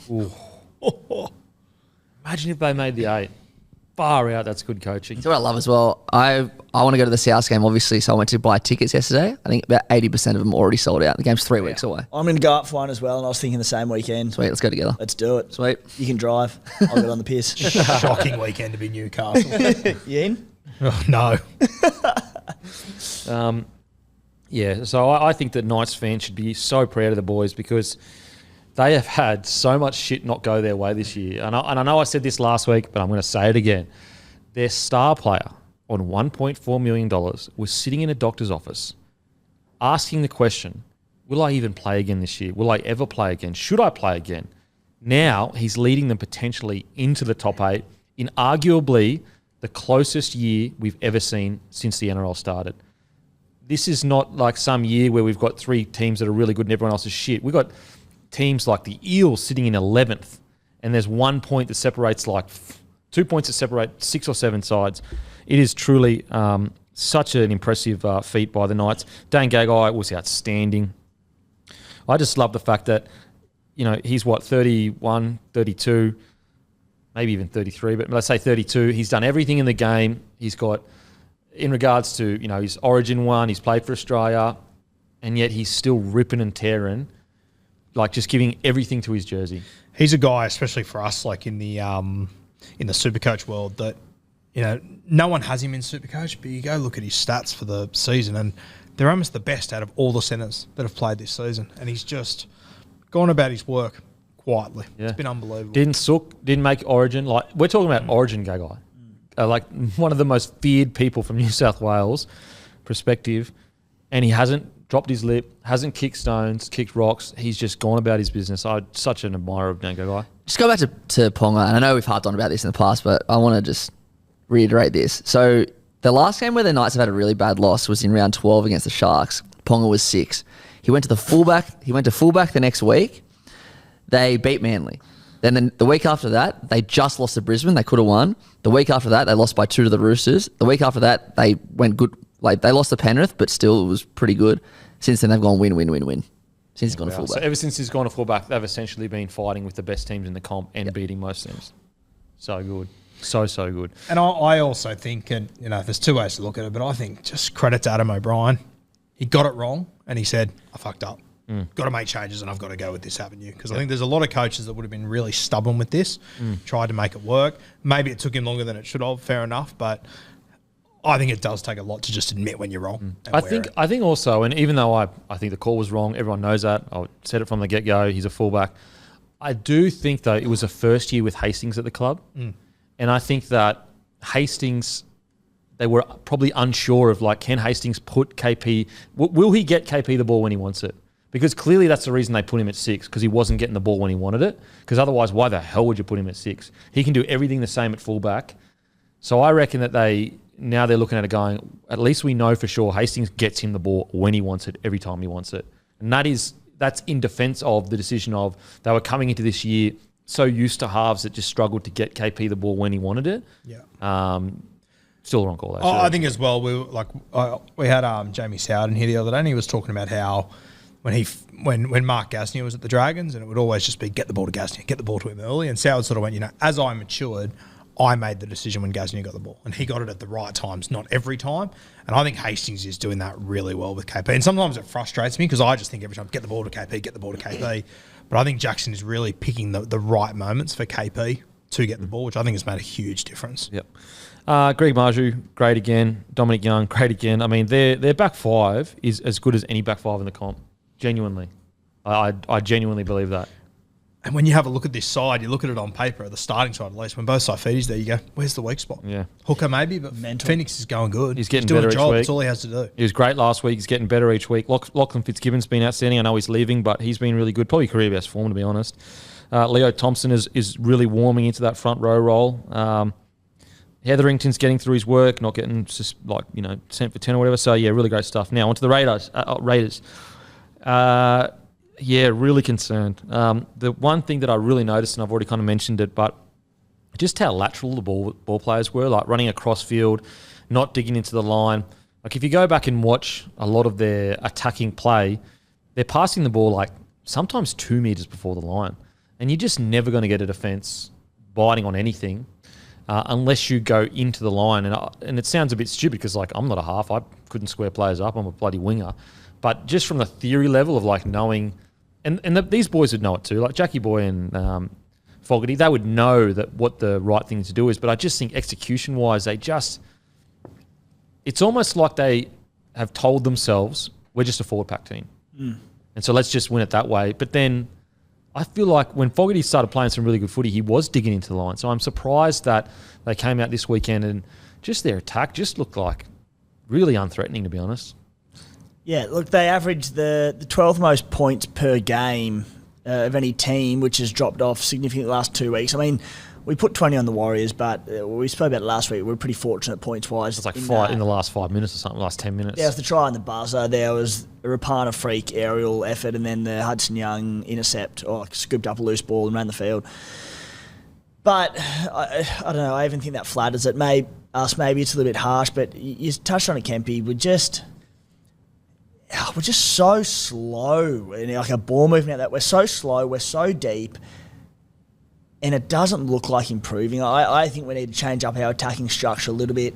Look, broken record, but as you said, we look like we're a team who are so intent on just being this forward dominant side and we'll score points off the back of that. That's fine. That's where a lot of our strike is. But you have to offload the ball and create second phase play and have Seb, Chris and Geordie Rapana roaming around off the back of this, Jack Whiten as well, if you want to do that. So it's all good and well having a good pack, but we're not really doing anything with it. And even the back line, I just think there needs to be a restructure in the attack. I would be looking to play a lot flatter, a lot faster.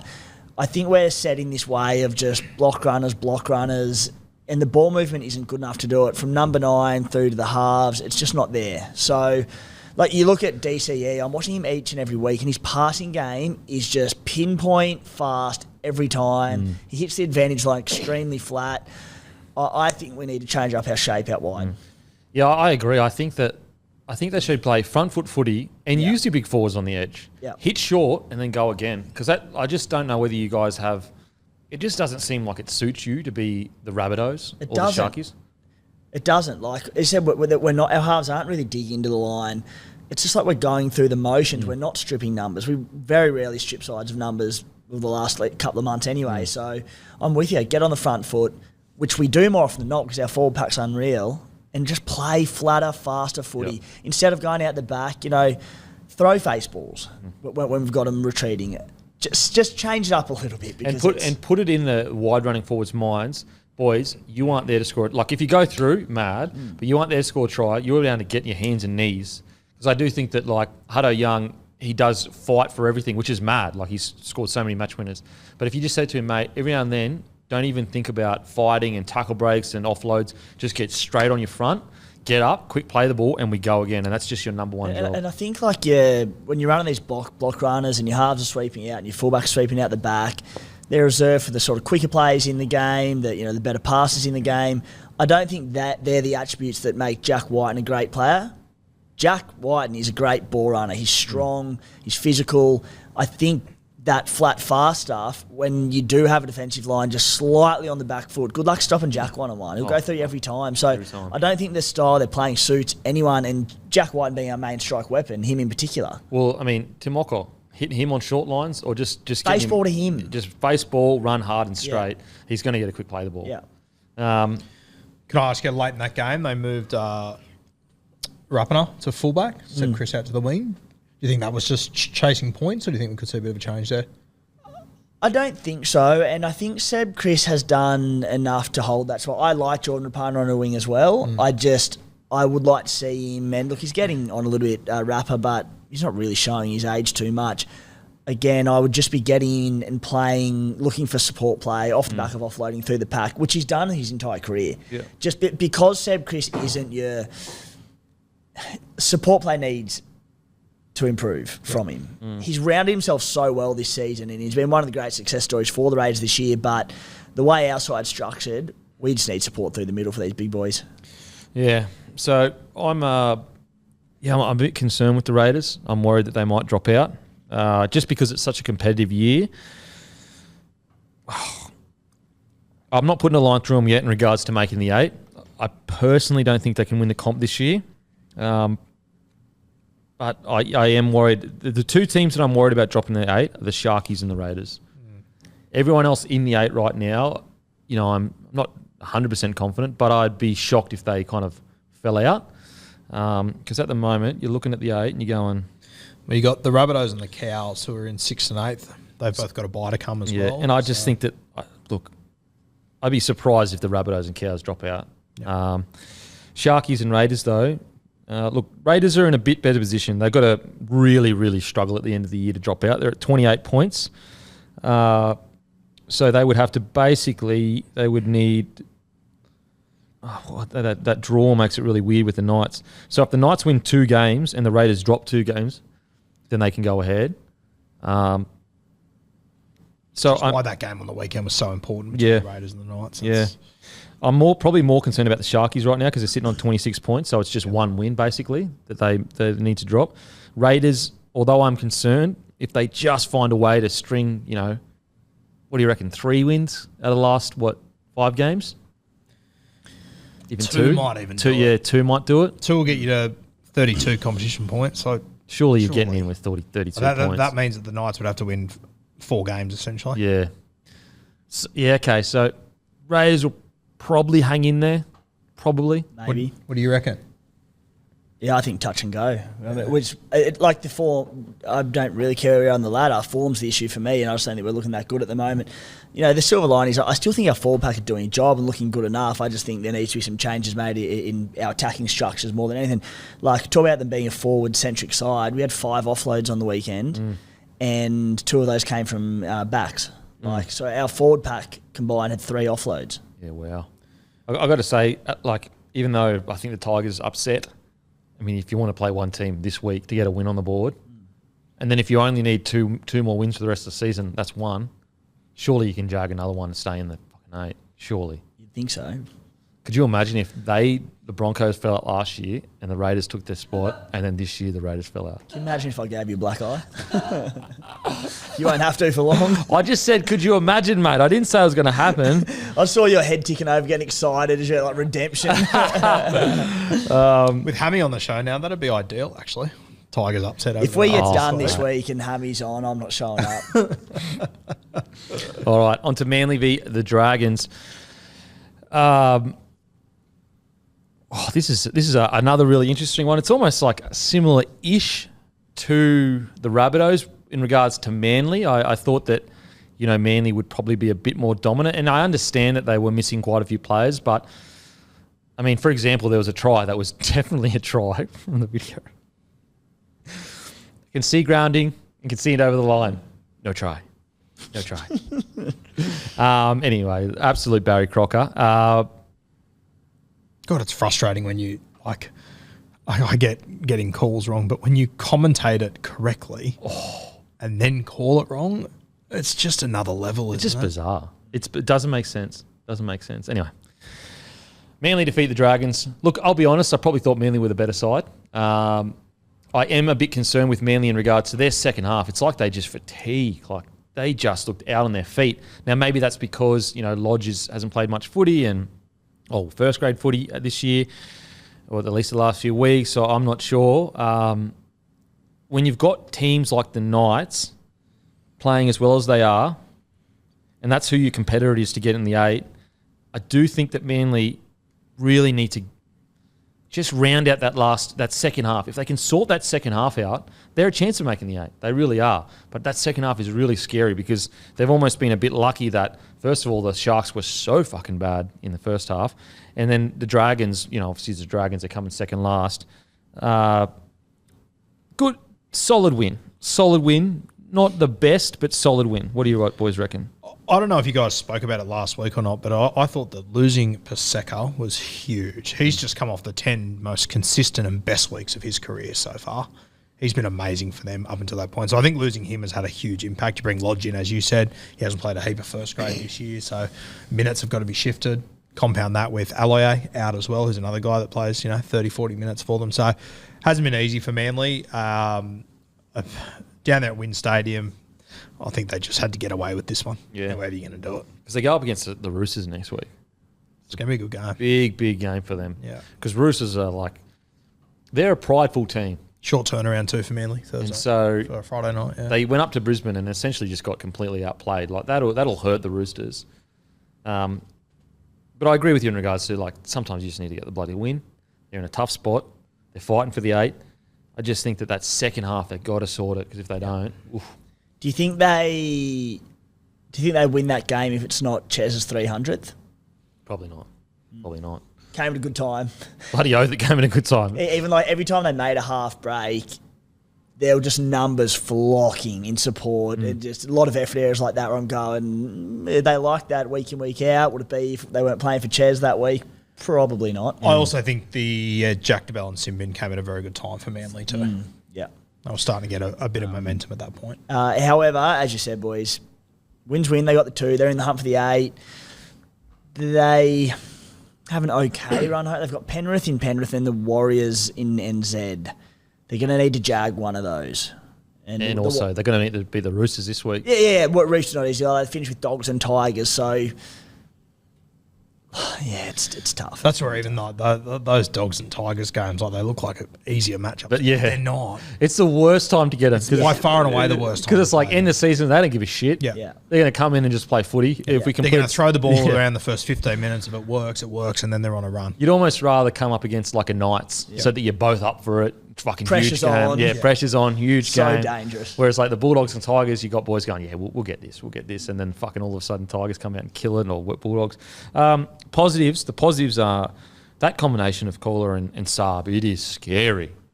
I would hate to be coming up against them as outside backs, because the problem for wingers that mark Saab is that friggin' Kohler is so fast. Yeah. That he brings you in every time, because you just don't have any faith that your centre's going to catch him, because he's not.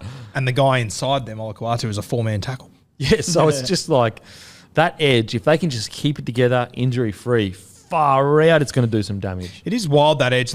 When you think about those 3 guys like that, it's crazy they don't produce more than what they do. Or haven't over the last year or so. That's the first time in a long time anyway I've sat there and gone, this Kohler and Saab combo, they're untouchable. Oh, mate. So much speed. And then Olakuatu is just an absolute handful on the in the inside. Just going through Kohler, looking for his eligibilities and that. And look, we know that Wikipedia is never wrong about anything. In 2019, we knew he was a junior sprint champ, but GPS sprint record of 10.58 while he was at school. That's nearly getting into Australian Olympics type shit. Oh, 100%. That's almost, if he so quick. If he kept training, he'd almost guarantee himself to make at least the team. So quick. On Saab, he's been a real shining light for them this season. I feel like there was a bit of a stigma around some fans that 2021 he had this stunning season where he scored 30-plus tries, whatever it was, because the 6-again rules really suited Manly's style and they capitalised on it really well off the back of Tommy Turbo's season, and he made him look good. I've heard plenty of people say it. But, Tommy Turbo's not there now, but he's really rounding out his game nicely. Sure, he's got the speed where he gets an inch and he's gone and away, but his finishing's been really good. I feel like because he does find himself in space so often, he's summing up situations really well, whether that's taking the tackle, whether that's passing inside, whether that's kicking over the top. They're finishing more often than not when they're making that bust down the edge, and I think Saab deserves a lot of credit because, I think he's been brilliant. Look, I've met Saab before. He is a genetic freak. He is fucking massive. He's quite I know he looks quite lean, but he's quite filled out. And genuinely, his potential in regards to if everything goes right, he stays injury free. He could be the best winger in the comp. That's what when you talk about, think about how big he is and how fast he is. If he rounds out taking the tough carries, which he's done this year really, really well, those tries on the weekend that he set up, that was something out of nothing. That wasn't just he had heaps of space to work with on the edge. No, we're talking about no space to move. A guy that's 6'5", 6'6", It's a big bit of gear. 98 kilos, around that, moving that quickly. Once he as he matures, and he's imagine him coming out of your own end when he's 105 kilos and just gunning it at lines. He'll be bumping people. He's over 6'5". Over 6'5", moving like that. He hasn't even really explored his high ball potential that he has. And I actually think it's probably been his best season. I know he scored 30 tries. I actually think this year's been his best year because he's rounded all that stuff out. He's taking the tough carries. He's not making as many errors. Now, every now and then he might have a game where he might drop a ball here or there, but I actually think he's been really good since coming back from, and we have to remember, he come back from an ACL. Yeah. This is what he's doing after an ACL. Wow. And just the statement of, I don't need Tommy Turbo to put me in the space, I can do it. I'll do it literally myself. Yeah. I think he's been outstanding. And on Kohler, because he represented Tonga at the World Cup being Tier 1, that rules him out of any origin. Is Tonga Tier 1 now? No. They're not? I don't think so. I think Tier 1 actually, and I thought the same thing. It's why aren't Samoa and Tonga Tier 1 because of how well they play? I thought Tonga were, but Samoa weren't. You can check it? I'm pretty much 100% sure, but I'll check it. I'm not certain of that, so I take your word for it. So I think the reason why Tonga that aren't Tier 1, it actually has nothing to do with how they are playing and more to do with resources underneath that put them into the Tier 1. And I think if people get it confused and they almost see it as disrespectful to Tonga and Samoa, but it's actually a compliment. It's not to do with ability, It's a compliment because you're saying you're a Tier 2 nation that's as good as Australia and New Zealand, but you have nowhere near the resources that Australia and New Zealand do we know Kohler's origin eligibility, if that's on the table? That's an interesting call. I'd say New South Wales. He would look good in blue. Unbelievable. Unbelievable. Yeah, they're... Samoa and Tonga are still Tier 2. Okay. Yeah. Would have been nice for the Dragons to watch Ruben Garrick and Jason Saab scored the last 2 tries for Manly in this game. Imagine that stinger.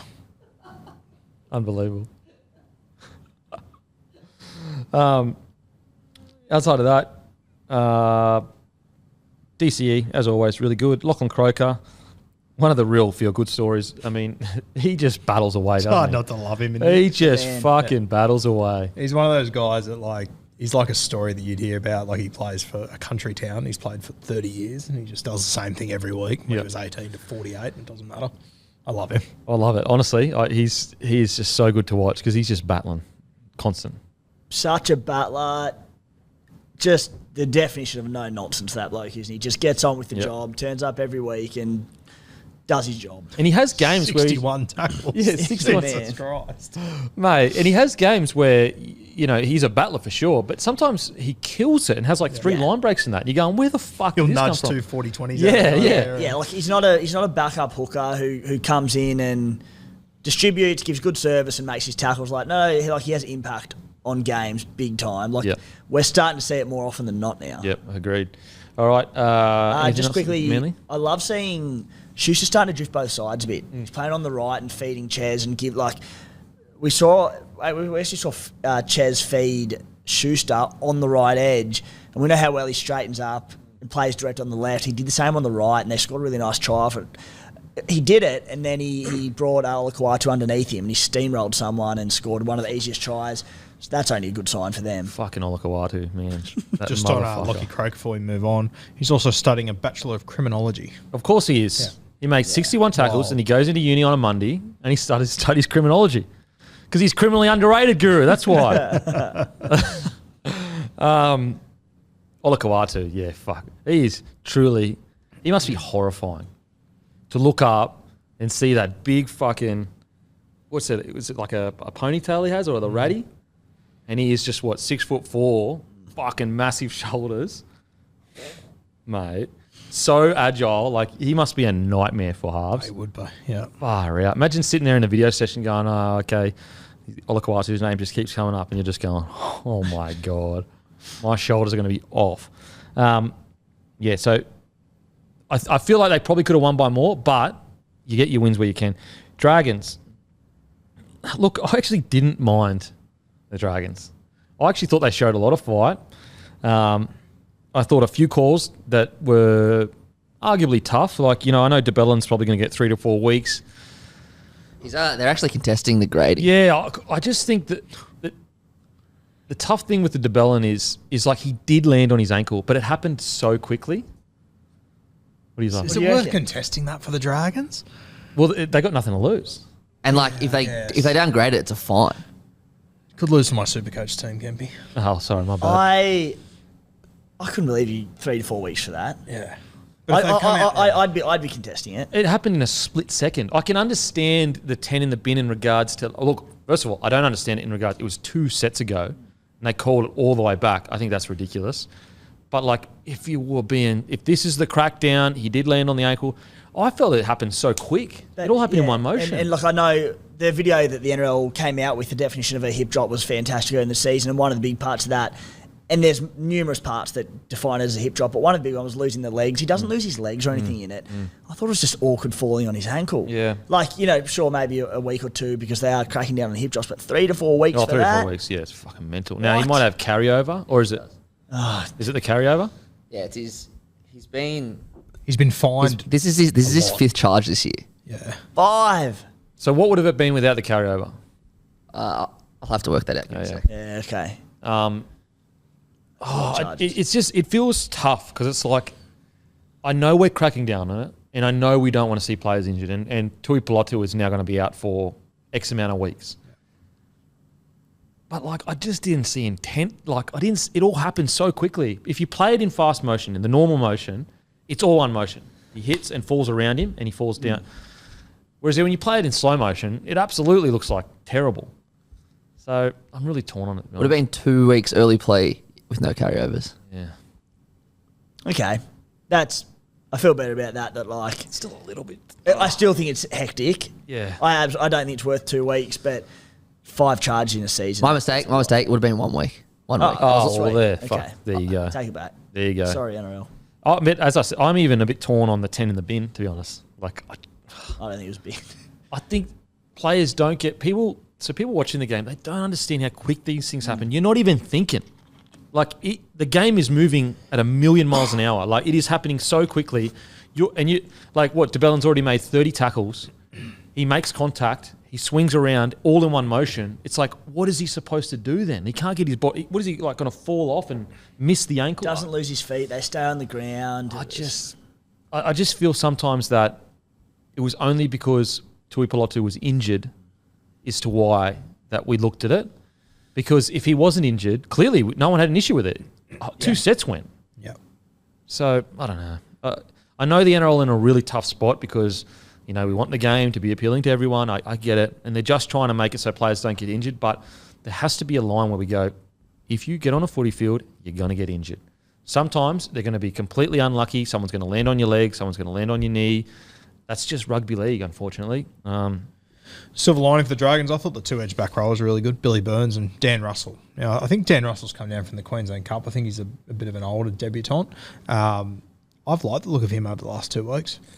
Yeah, we were speaking about it last week, and we were looking at the Dragons, and the concern, I guess, that we had was just they didn't have Dan Russell and Billy Burns are battlers. Yeah, and although we both believe that they're NRL standard. And you probably could start, in a perfect world, I reckon you would start one on the edge. I just think at least one of your back rowers needs to have some punch, which that's is fair. Yeah. Which is interesting because, Jack Bird, has he been playing injured? Yeah, I don't know what's going on with weird. Jack Bird. He went back and played New South Wales Cup for 2 weeks, played 80 minutes in both of them and killed it. Came back last week, played 12 minutes or something, and these two played the 80, and then this week was named and then scratched, and there's really been nothing said. I don't know what's going on with Jack. Because like he'd be perfect for the back row for them right now, and then you put 100% he would be. either Russell or Billy Burns on the bench to get through the tough stuff. Be interesting to see the impact next year. Jack Bird, obviously with Shane Flanagan, he's got the best out of him in the past. So I'm You see keen where to he see how wants that to play him. goes. Yeah. I reckon he'll play in back row. Edge back row. Yeah, I reckon. Sure. Hamsele, good signing. Really good signing. Desperately needed a guy like Adds a Hamsele. bit of punch to the middle. I like it. Agreed. But yeah, outside of that, I didn't mind it. Ravalawa, 212 metres, which is always good. Lomax, once again, 21 runs, 230 metres, 7 tackle breaks, a line break, 9 tackles, 0 missed. And there's been reports coming out that he may be training at fullback for the entire preseason next year. Why not? Lomax. Yeah. Yeah. All reports, though. But I think why not? Mate, why not? I've said it for a few weeks. I think you put Sloan on the wing and just get him to round his game out and see whether he does round his game out. You put Fainai in the centres if he can play there, and you put Lomax at the back. Can Sloan defend well enough to play on the wing? Because I think he could. I think that if that happened, he would be forced to, because it's like, mate, he has to. Yeah, like if you want to stay in the team, you get the reps over and over and over again to work on your D. Yep. Because like I mean, have to improve a lot though. Oh, he'd have to improve a lot for sure. Because like even some of the tackles he missed on the weekend, he missed a ton on the week. Not a ton's a bit harsh, but several on the weekend that were quite significant. Yeah, I think you say he made 6 tackles, he missed 3. I mean, he still ran. He had 20 runs, which I love to see from him. I love that he's busy. Just that defensive side of things. I think on the wing, you could work on a little bit more than at fullback each game and get the reps into him. Yeah. There's such a good player there in Sloan. Like I know we say it every week, but there really is. He's got so much potential. But I think you put Lomax at the back. I think he's almost playing as if he's saying, "I want to be a fullback." Yeah, I think he is too. Because you don't 21 runs, 230 metres, 7 tackle breaks, a line break. Bloody good. How many metres? 230. It's bloody good. So yeah, not too bad for the Dragons, to be honest. Like in the current position they're in. Yeah, I personally think if that try goes the way that it should, because Manly marched up and scored on the next set. It was a 12-point turnaround. 12-point swing. So I probably think the Dragons win that game if that goes their way, which it should have. Mate, we spoke about it on the Broncos Roosters game, and I know a lot of people listening will be like, "Oh, you're just saying this because it's the Broncos that had a call go against them." What did I say on Thursday, Matty? I said that offside that was ridiculously not offside. I guarantee you, it's going to cost people games in the big games. And then on the weekend, we saw at least 2 games that were close.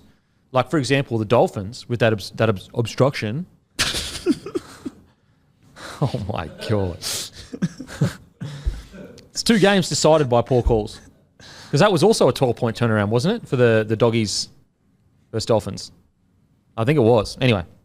What did the referee call it, though? What did he think it was? An obstruction. Oh, Christ. Seriously. You're kidding, aren't you? That is my text tone. Mad. Like, you're kidding. Obstruction. Russ, he scored in the corner, 20 metres away. What did he get obstructed from tackling? Tell me what he was obstructed from doing other than he kept jogging. He didn't even try to get there. He was walking. I'll be honest, Kempy, since you said obstruction, I haven't heard a word you said. Yeah, it was a 12-point. Or was it a 2-try turnaround? Yeah, you're kidding. Even Matty Burton gave up on the play. Even he was like, "Oh yeah, I'm not getting there." Oh man. Anyway, so it makes you wonder, with those video refs, is it? I suppose we have to, but does the NRL start to go? Is it worth us allowing the audio to go out, or do we just let the commentators?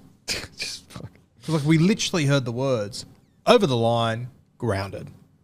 Mate. And then the Bulldogs game. I'm sorry, but that Sexton pass. Remember the Sexton pass for that try? The floated one over You the top. could see it come forward out of his hands. Like he was literally like that. Anyway, is what it is. To be fair though, I'll cop that because it's on the run. 100% you cop that. I'll cop that on the run. It's the ones that are being replayed, like the offside and the anyway. Yeah. Now on to next game. Panthers v the Sharks. Panthers win 28-0. And they just send a big, big, scary message to the rest of the comp. At the moment, there's no one beating the Panthers at the moment. When it comes to the premiership, now, as I said, if you get the Broncos, if you get the Rabbitohs, you get the Storm playing their absolute best, then it's a contest and it can be genuinely won by either team. But right now, there's no one even close to their level. I mean, there's people close to their level, but there's no one even close to their consistency. No one plays rugby league as consistently well as the Panthers. Mate, I'll be honest, I thought with ball in hand, I didn't even think the Panthers were that great on the weekend. By their standards, I thought they were quite clunky in different periods. So they've got so much more to offer, and you just know that when September comes, they'll be there. They'll be ready to go. The worst thing could happen for the NRL was Nathan Cleary getting injured. He comes back in his second game, he does that. Yeah. He is ready to go. He's energised. He's angry about losing the series, and he's probably got no niggling injuries. Well, yeah, I think it's very clear that he's completely fresh now. I thought I don't know if you guys spoke about it, there was a moment there where he took a quick tap and he got called back. He hit full pace in 3 steps. He's sweet to go now, Nath. We spoke about it before, like his kicking game, that grubber that he does, where he just cannons across the line into the dirt along the try line. How do you defend that? And also, it makes wingers and fullbacks shit themselves because they got a fucking grubber coming at them faster than the speed of light.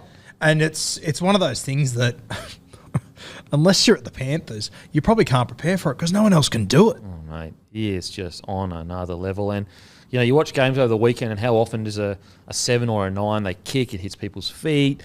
He gets it between it. And you can see his eyes looking at the space, whereas a lot of halves, they almost aren't even looking where the ball's going.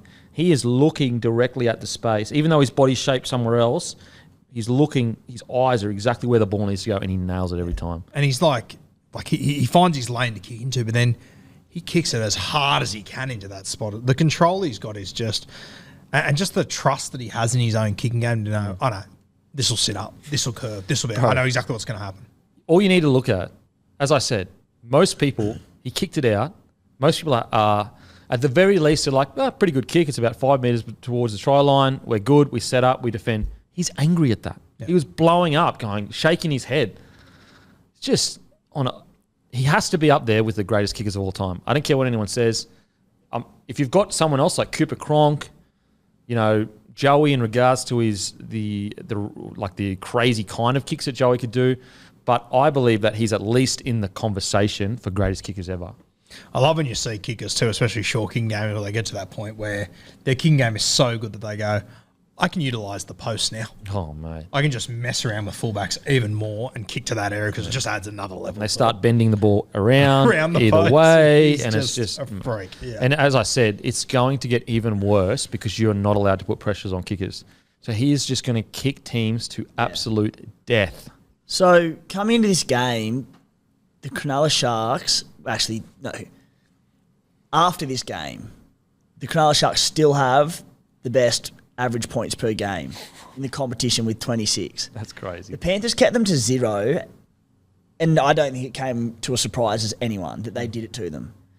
Penrith's defence is clearly the best in the competition. They concede 12.4 per game. Next best is the Broncos, conceding 17.6. The next best team concedes 5 more points per game than them. You add in the fact that there's been 2 games this season where Ivan Cleary has rested all his Origin stars, which is half his team. And there was an Origin week, I believe it was round 16 that Penrith played in where all the Origin... So 3 weeks this year, I don't have the points they conceded on those 3 weeks, but where he was playing with basically half his New South Wales Cup team, and they're still conceding 12.4 per week. Sorry, I was waiting for a good time to bring this up, and this is perfect. So it goes, as you said, Panthers, Warriors, then blank, then Storm. In the top 5, guess who the other 2 teams are for best defence? It goes Panthers, Broncos, someone, Storm, someone. You never would have guessed it at the start of the year. I've got it, so I won't say. Okay, so it goes Panthers, Broncos, someone. Yep. Best defence. Panthers, Broncos. Who's the 5th one?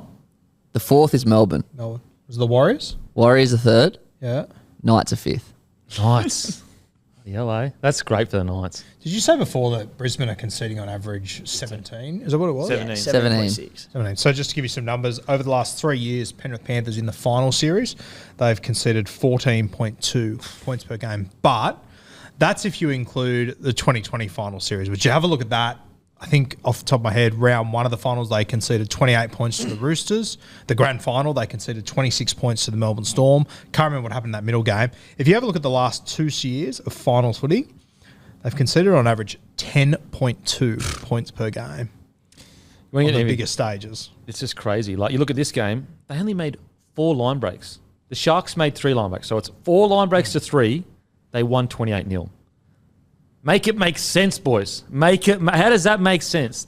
They essentially had the same line breaks, but they won 28-0. Talk about just strangling a team to death. That's like completely strangling teams to death. They are truly so incredible to watch. Now, they're obviously getting into territories of greatest team of all time. I still believe that in one-off games against the bet, like, for example, if you took this team and you played them against 2017, Storm, I still believe that they may get pipped by Storm just because Storm have goes like immortals. But if they go on to win this 3rd premiership, there's an argument to say they're literally the greatest team, period.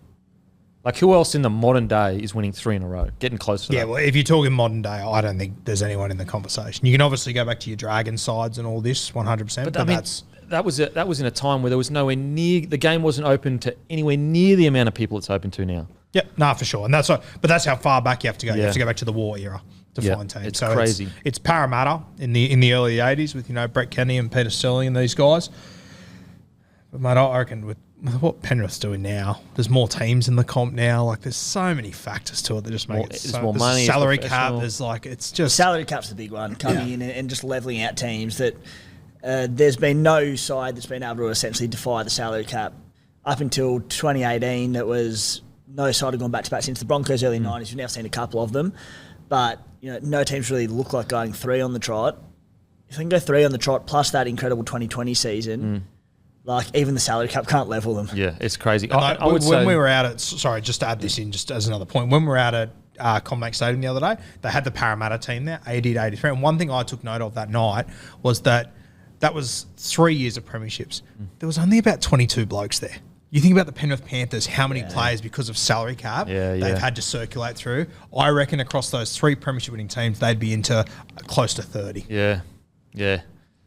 It's like, I think if you went one-off game against the best teams ever, you're basically flipping a coin. Like, you go against 2017 Storm, who else? 2013 Roosters are pretty good. Like, if you went against one-off, but when we're talking about what it is to play rugby league and you add in the consistency and longevity, they really are becoming one of the greatest teams we've ever seen. And I think that, I know it's very easy. We love it as Australians when people get to the top. We don't want them to be too good. We want to be good, but not too good.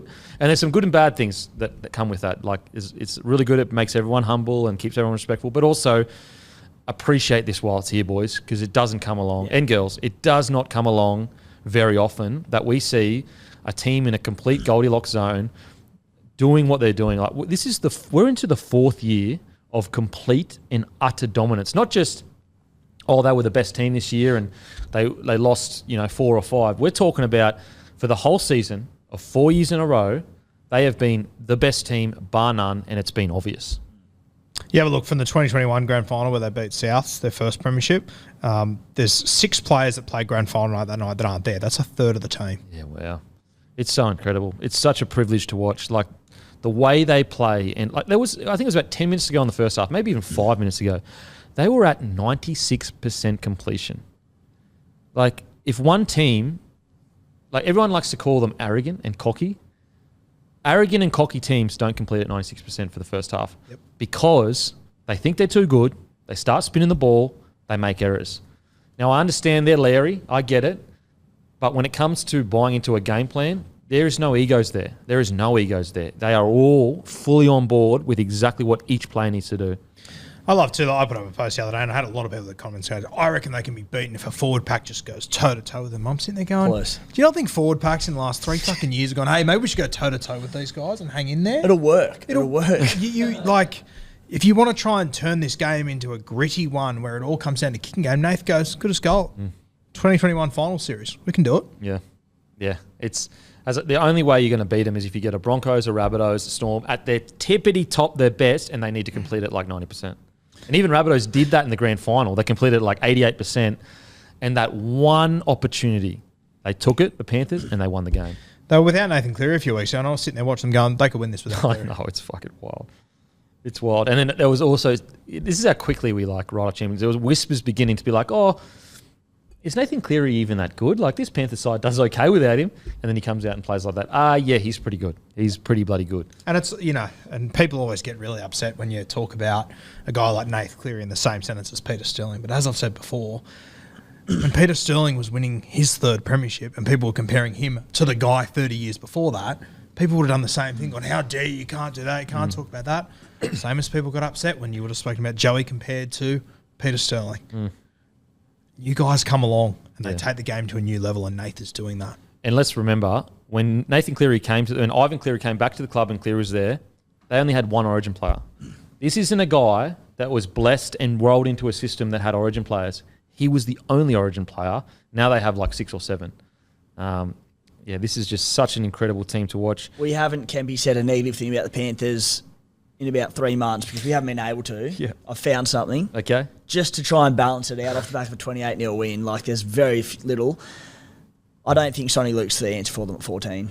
I really don't. I've seen a lot of it. Yeah. I saw him come on for 10 minutes at the back end of that game. Really disjointed.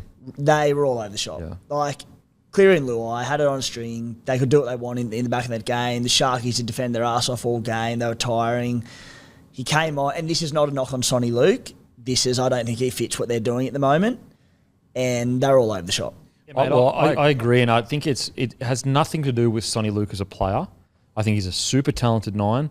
I think he's got so much to offer an NRL side. I think plenty of clubs could use him. And maybe Penrith still can. Maybe he needs a whole off-season, working with him. We have to remember, this is his first year. Like, it takes time. But I do agree, when he did come on, there were a lot of times when Cleary wanted the ball, and he just seemed to take a different option.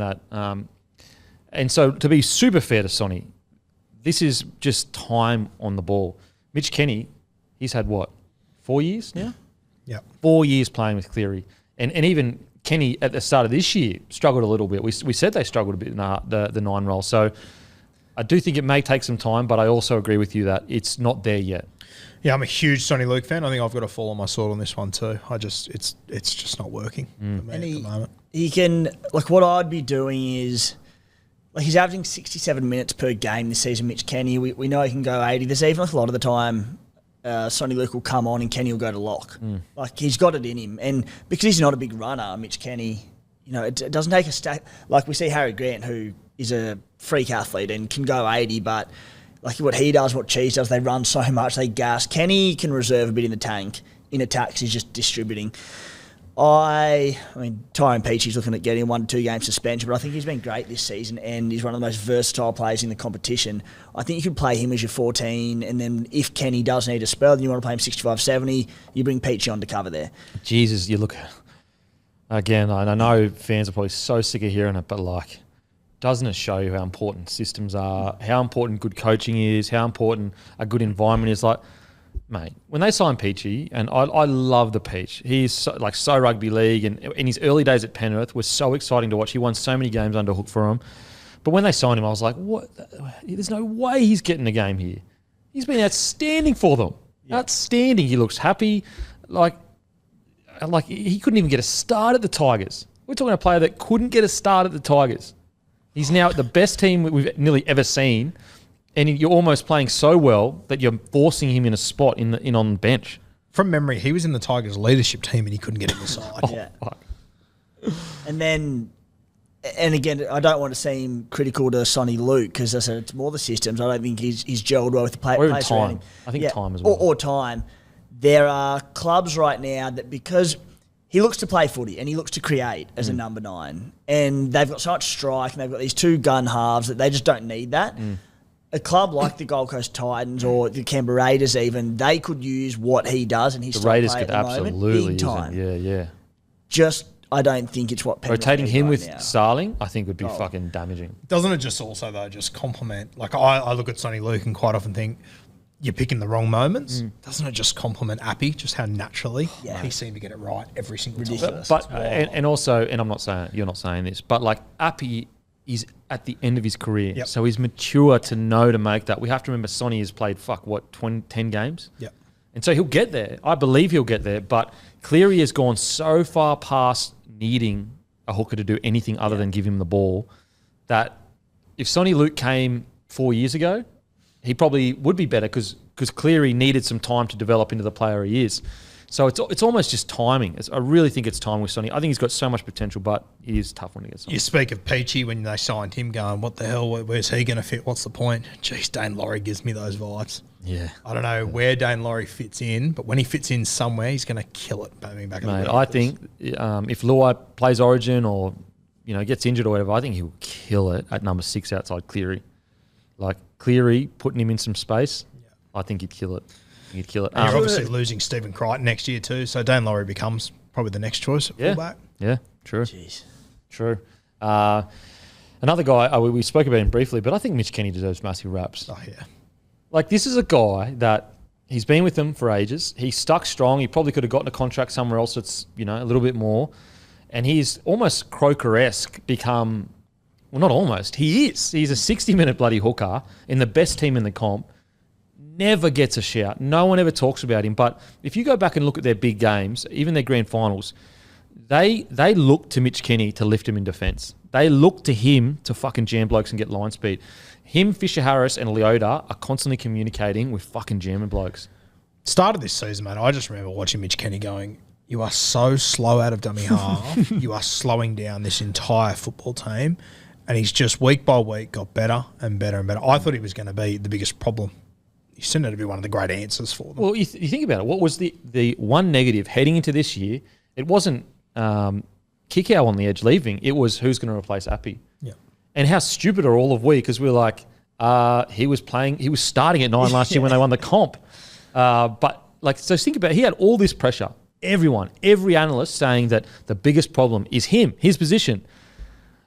Is there an argument to be made, and I'm not saying he's a better player than Appy, but is there an argument to be made that this Panthers side is the best version of themselves right now? Quite possible. Would 2023 Panthers beat 2022 and 2021? It's going to be really interesting whenever this does finish for the Penrith Panthers, whenever they stop winning comps, to look back and decide which one was the best of them, because they're going to be completely different next year as well with Stephen Crichton gone. That's going to change quite a bit. Taylor May will come back in. There'll be a different side there. Taylor May coming back in is a joke. Yeah, That's absolute a joke. Yeah.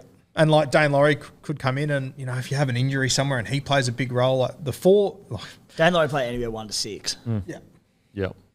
So, this Panthers side, to think that they would be at least... I personally believe they're at least as good as their side this time last year. To think they would do it with the players they like, it is just amazing what they're doing out there. They just deserve all the credit in the world. And as I said, even if you're not a Panthers fan, guys, appreciate it while it's here. This shit does not happen often. It does not happen often. Even the great Melbourne Storm, and still, they had a longer period of, I guess, dominance in regards to they were always in the top 4, top 2, but they weren't for 4 years like tippity top, best team in the comp. Well, I know Storm beat them in that grand final, so they were the best team, but for most of the year, Penrith, they went on a winning streak. And the game they lost was a grand final. And, look, it took Cameron Smith. I think it was like 14 games or something. And it took the greatest player of all time, Cam Smith, to bloody tear him apart in the right. He literally had the Clive before half time. They paid people out on Sportsbet, and then Paps got it. Okay. Panthers obviously defeat the Sharks. Sharkies, probably not going to spend long on this, guys, because we've kind of said the same thing each week. Clearly, defensively. Look, I will say this. When it comes to have enough and dig, I thought the Sharkies boys tried their absolute hearts out. And although they're clearly a step down from the top tier sides, and I think that's kind of really evident now. I think we thought that they may be top tier this year coming into the year. I think it's evident now that they're still probably a recruit or two away from heading into, for example, and I said this actually, last year before the finals against the Cowboys, the difference between the Sharkies and the Cowboys is the Cowboys have superstars in their side that play the tippity top tier footy, like Origin footy. You've got Cotter, you've got Drinkwater, who is now, I think, at Origin level. You've got Holmes, you've got Hamiso now. Oh, sorry, Hamiso was there then. Sorry, who else would they have? They have Reece Robson now, who's in Origin. So you've got a bunch of players that, even Townsend got called into Origin camp last year for him. Whereas at the Sharkies, it really is just Hines that, is at that kind of top tier level. And I do think it's going to take another year or so for them to develop into the team that they need to, but it's going to take some really shrewd decisions recruitment-wise and retention-wise to get that extra step out of them. Yeah, completely agree. And I just don't know what the Sharks do over the next 2 weeks. We were talking pre-show about, do they just go, fuck it, we're a good attacking team, let's lean into it? That's what Billy Slater said. He said just they just need to go, you know what, fuck it, we're an attacking side, let's do it. The problem is I feel like they kind of already have done that and it hasn't worked. I agree, yeah. And look, you know what, Billy? Take that on board, mate. Obviously taking the piss, Jesus Christ. No, but seriously, fuck it. Also, Gary, it was 17 for Penrith. 17 in a row. Wow. Fuck. Wild.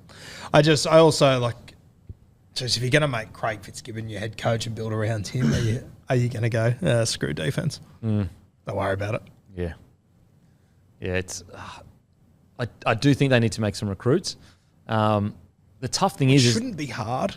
I know they should be able to recruit for sure. The tough thing is that like they do miss Moylan in attack, and a lot of people saying, "Oh, clearly Moylan isn't the problem." Look, I do think defensively Moylan Was the problem. he was the problem for sure. I don't think he was the only problem, but he was definitely struggling in defence.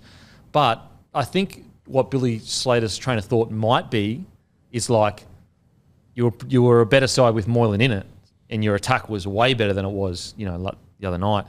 And they were sitting as a top 4 side. Yeah, so you go, maybe that's more to do with the fact that they're actually running into top 8 sides now, and they had a good run heading into. I'm not sure. Boys, we had a bit of a conversation about it off air before the show. Will Kennedy gone what looks like probably for the season or longer term anyway with a hamstring injury. Provided his body can get through it, Matt Moylan, back to fullback. Your attack goes back to where it was, elite, as I said before, the best in the game by points per game. You don't have to worry about his defence as such. I think he's a talker from fullback. Positioning will be fine. It's not the dream scenario, but provided they think his body can get through it, it's almost a free shot at the stumps. I know they're playing for top 8 spot, but what do you reckon? I mean, initially when you say, you go, whoa, Moylan at fullback, but at the same time, like, it's almost, I do agree with that. You're clearly not, this season, you're not going to out-defend anyone. So it's like, you just put him back there and hope. Yeah, the best of him, which is his attack, and the worst of him, which has been his defence this season, not really a concern. Yeah, look, if his body can hold up to it in regards to he can take hit-ups, he's not going to get completely dominated returning the ball, I don't see why you might not give it a crack. Yeah, the Sharkies are just in such a tough spot because they're so close. You don't want to mess with the formula too much, but at the same time, changes need to be made. What do you think, Guru? Yeah, I'm torn. I don't mind. I think because I watched Connor Tracy play a lot in reserve grade, play fullback, and he looked really good there. But I'm happy to admit I'm biased. I've always been a huge Matt Moylan fan, and I want him in the team somewhere. The other move I'd like to see them make is bringing Ito in at left centre. He's been playing down there in New South Wales Cup, doing really well. He gives me proper like Val Holmes. Good sort too. Very good sort. Very good looking rooster. So that always helps. Always helps. Sells more Doesn't tickets. hinder. I wouldn't know. Smoky for Bloke, 2024. Absolutely. Smoky. Lock, that good a sort. Shit. Lock him in. Holy shit. Hang on a sec, Guru. I don't recall you being on the coaching staff, mate. You want to apply I'm the recruitment officer. Mate, if you want to apply for the job, you go through the proper channels. We've got a lot of people that want to be bloke coach, mate. Look, But I genuinely think he should come in this week. You have a look like, even if you just look at his stats from Carlton, the bloke plays centre and he averages about 150, 160 metres per week. he killed it when he did bloody play earlier in the year. Yeah, he's a very, very talented kid who I reckon could really make a splash. And he literally plays left centre. Like, he's not a winger that you shift in there. He's not a fullback. He plays left centre. Just put him there. I love Sifra. I have for a long time, but I think it was evident on the weekend that nothing's changed there. Yeah. He's so good in attack, Sifra. Like, he's a meter eater, tackle breaks, try assist, killing it. But just some of those reads are just, I don't know what he's thinking. Is there no communication out there? And fixing reads like that isn't a 2-week thing. No, it takes an off season. It takes a genuine off season. I think you got to keep Sifra in the side. You got to keep him in the side. Got to be there somewhere. Oh, for mate, sure. he's so good. But yeah, just defensively, really hard to get those reads right. Anyway, we've got to move on because we're going to be here for fucking ever if we're not. Bulldogs defeat the Dolphins. Look, both sides. I actually thought this was a really entertaining game, for being honest. I thought I don't think the Dolphins were robbed because I thought the Bulldogs were quite good. I thought it was actually a really even game. And if it had been a draw, ended in a draw, I actually probably would have been quite happy with that. Now, obviously, it was the Matt Burton field goal before half time that sealed it for him. I'm pretty happy with both performances. I'm pretty stoked with the Bulldogs, to be honest. To turn it around like that, they look like a completely different side. I am such a fan of Sexton. Jeez, he changes their team. They are night and day when he's in the side compared to when he's not. And obviously, kick out being back. Did he get through a mountain of work? No. But it's just, sometimes you forget just having a huge fucking big dude on the edge. He only needs to have 3 good runs. He can win you the game. Put it this way. They won by less than a try. Kick out scored a try. It's purely through size. So I do think from Bulldogs fans, now I know people have been putting shit on me and, when I say be patient, but surely you got to look at that and go, the team we've been seeing for the last 6 weeks is a team decimated by injury. This is getting closer to the team that we should be seeing when everyone's fully fit.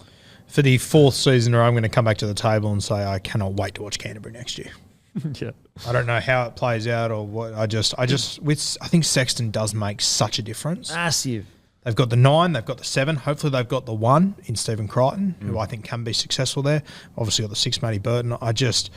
If they just need everyone to stay fit. They've managed to unearth Jacob Preston. They've got kick out. They just need to keep these guys fit. Luke Thompson came back via New South Wales Cup on the weekend. Have you got his stats there? Did he go all right? I have got... He played 32 minutes. What do you have? 10 runs for 103 metres. Solid enough for a return. First game in a long time. Sweet. So, I'll tell you what did surprise me with this Canterbury side. Josh Adokar came back. He played right wing. Blake Wilson played left wing. That really surprised me. And the big fella got dropped. Skelton was on the extent. Well, I said this to Tim on Beers the other day that Wilson's a left winger, Fox is a left winger, Skelton's a right winger. So I was expecting Skelton to come in and Wilson drop out. Skelton was outstanding last week. The last thing I expected was for Fox to move to the right and Wilson stay on the left. I did not see that coming out at all. I wonder why Skelton... He had a couple of errors the week before, early in the game, which I think has been a thing with him for a while. Yeah. But I would have thought, personally, if I'm the Dolphins, I'm going, leave Skelton out. Beautiful. I don't want to be playing Skelton. No thanks. And also, the more time he gets this year, you can't make the 8. You're probably not going to win the spoon. Get him as much time as possible. And I think Wilson's a goer. I love him. I really do. Just on rookies too, Oluwapu is supposed to come back this week. What do you reckon they do with him? Yeah. I don't reckon he plays. I don't think he plays. No. And I think it actually might be good for him. Get him out of that, because they're at the bottom of the table. Get him out of that. Get him into a New South Wales Cup side. Get some more reps as him leading the team around as the main guy, and just bring him into the off-season. Get him a full preseason under his belt, playing... Because I think that it's going to be Sexton Burton going forward. So you go to Oluwapu, maybe you say at the start of the off-season, we need you to be our 13. So put a couple more kilos on, mate. You've clearly got the strength. I mean, you fucking shot a Dave Fafita. Or not shot it, but at least bloody, tackling well. I'd be sending him back to New South Wales Cup, Oluwapu, and Bulldogs are sitting 3rd in that comp. I'd be saying to him, that's your team for the next 10 weeks. Go win us a comp down there. Yeah, absolutely. I do think that, geez, they look a better side with Jake Averill at the back. Yeah, they're going to miss him desperately. Miss him massively. Who else for the Doggies? But I thought Burns was sensational. God, he's a good player. Yeah. He just needs to string some games together, doesn't he? He can just get his such body tough run of injuries. Yeah. If he could just somehow keep his body good, he's so good. He's such a good centre. That's it. We've got a bit of stick this year for probably looking too much to 2024 for the Doggies and going a bit soft on them at times. But as you said, this is the first time since pretty close to round 4 they've had anything close to their full strength side back on deck, and they won. And it was a gutsy Dolphins side too. Gutsy Dolphins side coming off the bye in Queensland, beautiful sunny day. That left edge with Kikau back in there just looked completely different. So I don't think we're too far off the money. Yeah, I agree, mate. I agree. I thought it was a good performance, and it obviously they have to back it up, but it put it this way, it reminded me closer to the early season form that we saw from the Dogs. And what does that have to do? That's when they had most of their players back. So great win from the Doggies. I think Kiraz has found his spot in the centres. I wouldn't be moving him again. Mate, that catch he took off that dropout, are you serious? Far out. I just love he's a battler, 170 metres or so. Such a good person to have in our game too. So good to have in our game. And just with the fan base that they have, like they can connect with him really well. And he embraces it too. Yeah, I love Kiros. I really do. He's a guy that you build a club around. You really build the club culture around. Will he ever step into the I guess the heights of a Campbell Graham or a Critter? Maybe. But even if he doesn't, he's so good for them as just a battler that you keep him in your side no matter what. Yeah. I think he's a fantastic guy to build around. You know what? Sometimes guys like that are really good to have because they can be a star without in the middle of the year disappearing for 6 weeks to go play Origin. Yeah. He's there the entire time. He can be consistent on that edge. He's a bit like Herbie Farnworth at the Broncos. Yeah. I know I've said it before, but he's Jordan Rapana to me. Yeah. Both on the field and just personality and what he brings to the club off it. Jordan Rapana vibes so hard. Yeah. He just battles for everything. But let's get to the Dolphins. Look, definitely better. I thought I just think that what I love with the Dolphins, even when they lose, they play like the Dolphins. And we say it every single week, and so Dolphins fans are like, yeah, all right, say something else. But I have to mention it because the fact that they have this DNA so early, I still think that they can finish the year strong. I think this is a really important game that they dropped. If they had won this, I would have said maybe they get into the 8. Now, I think they still technically can get into the 8, but really, I guess they're going to be personally really disappointed with dropping this game. But like just seeing guys like Tafade just barnstorm for his try. Then you see, Hamiso just gliding through the middle. I will say it was really interesting with one of the tries that the Bulldogs scored. He looked injured and kind of didn't really get across quickly. But then he was good for the rest of the game. I think that Wayne will probably have a chat to him about that. If you're done, you're done. You don't, Jeremy Marshall-King, really, really good again. So I know Dolphins fan, you're going to want to focus on this year, but I just think bringing guys like Flegler, Farnworth, and obviously Averillo to the club, geez, I'm excited. And then Gilbert comes back as well. I'm excited for them next year. For sure. I also think on the weekend, losing Lemuelu 10 minutes in, that's a huge loss for them. He's been so consistent. He's been their best back right. Yeah. So losing him, that messes up your entire pack and how you use guys and interchanges. So there's a big domino effect of that makes life very difficult. You had 8 can only played 60 minutes. They took Sean O'Sullivan off with 10 minutes to go. Their halves are interesting now. Yeah, very interesting. Lemuelu, he struck up a really good combination with Cody Nikarima this season on the left edge. With that was a massive turning point in this game. Only lasted a handful of minutes. Cody Nikarima is such an interesting one because there's so much talent there. Just defensively. He got found out a lot in defence. Yeah. I mean, they got Billy Kickow on him one-on-one and he never stood a chance there, the poor bugger. No one would have, to be fair. Even some of the reads in the second half, though. Yeah, there was some shot. Even I think Averillo went straight through him at one point. I want Hamiso as the fullback. However, I think we've seen good signs and we've seen Wayne Bennett try. I think it was the Dolphins' last game where Cody played fullback, Hammer played centre.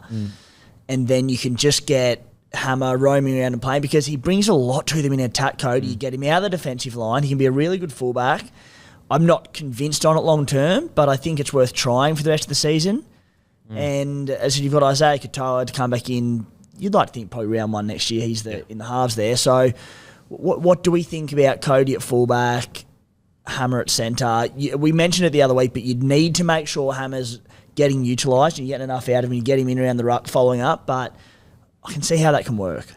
Yeah, well, I think it's a concern too going forward that people are going to start identifying, like they've done with the Sharks. Everyone knows Sharks left edge, so everyone just goes for the Sharks left edge. It's going to get to the point with the Dolphins where everyone just goes straight at him, and it's going to be a nightmare. So, yeah, it's a really hard decision because in attack he's so good at squaring up the line, hitting the right ball. I mean, even the try they scored at the end there, I'm pretty sure he had a hand in. Yeah, it's a tough call. I'm not sure what the right one is, to be honest. I would be leaning towards leaving him at fullback solely because I think that Wayne's come into this season and he's realised that his centres defensively aren't where he needs them to be. But I think next year with Averillo, Herbie, all these guys, Tafade with another season under his belt, I don't think you'll see Hamiso out in the centres next year, and I think he will be the fullback. And I'd use this opportunity just to give him as many reps as fullback as I can. Yeah, on that, good shout. Because you're right, Averillo and Herbie to come in will be their centres realistically probably round 1 next year. It means Hammer's the fullback, so you just get the time in there. Yeah, but I mean, that's me probably looking glass half full going, I think their season's probably over. I'd be planning for the future, but I don't know if Wayne would feel that way. Yeah. Now let's get into the Titans versus Cowboys. What a great win for the Titans. Like, I was hoping that last week was a blip on the radar. And so what I'm hoping with the Titans is that those blip on the radars come less and less. So I do think that it's going to happen again, but let's hope that it happens in 6 weeks. And then the next time it happens, it's in 8 weeks. And then 10, and then before we know it, in midway through next year or towards the end of the year, it's gone. Because I thought the Titans were outstanding on the weekend. Which I think, compared to 2 years ago, it's happening a lot less. Oh, way less. So I think at times Titans fans, between some referee decisions that have been harsh and performances like this and losing leads, you just kind of feel like, are we moving in the right direction? I definitely think they are. Mate, I'm excited as anything for the Titans in the future. I think they're heading in a good direction. Got Palacia coming to the club. Fida, I'd be shocked if he doesn't restart. Like, they don't extend. Tino, I'd also be shocked. That forward pack, Moe. Then you've got the backs. I mean, you've got Jaden Campbell. Interesting they played AJ Brimson in the centres. Yeah, it was. I wonder if that's, they get less Ks in Brimo's legs. And then because he had I think it was an abdominal injury. Yeah, got a needle up. Yeah, went off, came back on at centre. Yeah. It was intriguing, wasn't it? Yeah, so I wonder whether they're just going to go, you know what, Campbell is in just incredible form. Let's just put him at fullback and we put Brimo in the centres. You've got to get JC into this side. Somehow, some way. Can't keep doing this. So, Brimo Foz halves round 1 next year? If they don't get Benny Hunt. But Tanner's been good. Maybe AJ's a centre, as in he plays centre. I think he's wasted there. He's too good. But you could play him like a Joey Manu, maybe? Maybe. Like a Tommy in Origin? I think he'd be wasted just because his ball playing is so good. I'd want him at 6 or 1. This is the thing that, as we spoke about the day that both of these two were re-signed, that if you are doing those things, all of a sudden, all this work you've put into Tanner Boyd and all the positives you've got out of him, you just go, fuck it, we're done. We're moving to something else now. And Foz is obviously... And meanwhile, you're watching Toby Sexton turn the Bulldogs around. Yeah. And Foz is obviously going to retire soon-ish. Yeah. So what are you going to do? Play Tanner in reserve grade and then in 2 years' time go, oh, you need to be the guy again. He'll get signed by someone else. Yeah. He'll leave. But the positives, great performance by the Titans. My boy, Chris Randall. How dare you? My boy, Chris Randall. Tipped you up, boys. What did I say? Get him in your Supercoach side. No one wants to listen to poor old Beak. No one wants to take my advice. These fucking Derricks think they know Supercoach. No, you listen to fucking Beak for your Supercoach advice. I said get Randall in. He had 68 Supercoach points. So there you go. That one's free. Next one's going to cost you. Who you got for us next week? What position does Randall play in Supercoach? He plays utility. I've got a tip for you for next week. You want to hear it? Yeah. Cleary. Get him in there. Great player. Good kicking game. He's picked Ivan at coach. Yeah. Hey, I'm just saying. He's got Gavin Badger at ref. Cleary goes all right. Just a tip. If you want to get him on your side, you can thank me later. But anyway, it was good seeing Chris Randall stride out in the field. Didn't know what to do when he got out there, but he strode out. I thought David Feeder was outstanding once again, 20 runs. I just love the fact that he's just developed into an absolute monster. How ironic that when he's not on the 1.2 mil, he's playing like a $1 million player at the very least. What about when that pass he got, it bounced and everyone froze, and just that split second I thought, there's no one I'd want to be in the world less right now than Peter Hicker. Yeah. Because he was backtracking, he was froze, and it was just, he never stood a chance. And he moved like a centre. Yeah. It's not even, when he did it, it was not even a case of like, all right, I'll hold back, let him get around me, then chop him from behind because he's so quick over a short space that he got away from him. I know. It is fucking wild how good he is, David Fafita. I thought Cam Pereira, we spoke about him earlier, but jeez, he is blistering pace. And, he's although I'd probably have, he still has errors in his game, whatever. But I think that, like, it's the HL saying, score more tries than you let in. He absolutely scores more tries than you let in. You can stay. Not to say that he's terrible in defence, but for every, I guess, he'll make a line break and he'll do a kick when he shouldn't, and it doesn't work, he scores 3 tries. I would sit down with him and that try that he set up with the kick the other day. I don't think he needed to kick there. I think he had enough time to set up on the 2-on-1. I would be sitting down with him in that moment going, hey, just because you can do this, it probably wasn't the play in that moment. I know. That's me being very nitpicky, and I understand that. But I think he's got the ability to be an absolute star. He just needs to... Because if that ball takes 2 more bounces, people are bagging the hell out of him. The problem with that, and it's a fine balance, because I was coming through Q Cup, I was a leading try scorer, everything, and I was so confident. Like, kicks inside, grubbers inside.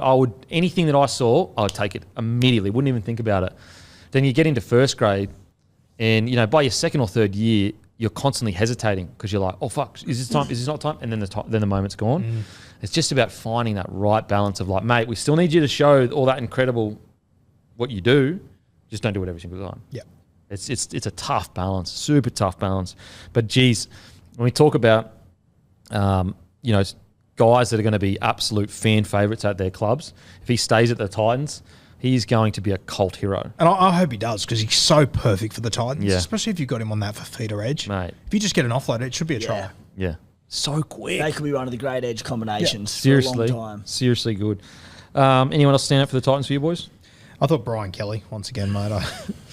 Such an enigma, this guy. He's such a good player, and he's just, I don't know, I feel like he's just constantly underappreciated. I think he set up a try in this game where he floated over to the right edge as well, which was great to see. I'd love to see more of that from Brian Kelly. We hate a roaming centre on this panel. Yeah. I think for me, I was just seeing the Titans close out a game, and you said that there's been so many changes in what they've produced this season.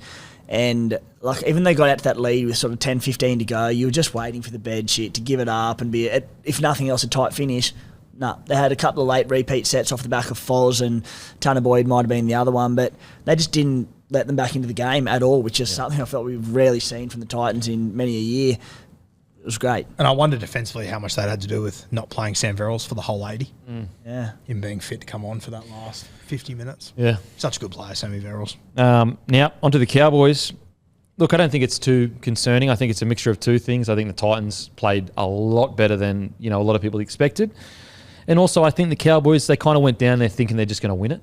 I don't think they showed as much kind of grit and determination as they've shown the last few weeks, where they've been just absolute dogs. I thought there were periods where they showed that, but they just, even Scotty Drinkwater, like early in the game, he tried to kick on the second tackle out to Valamate. Like, I just think their mindset, like Scotty's been so good at not doing that for the last month or so.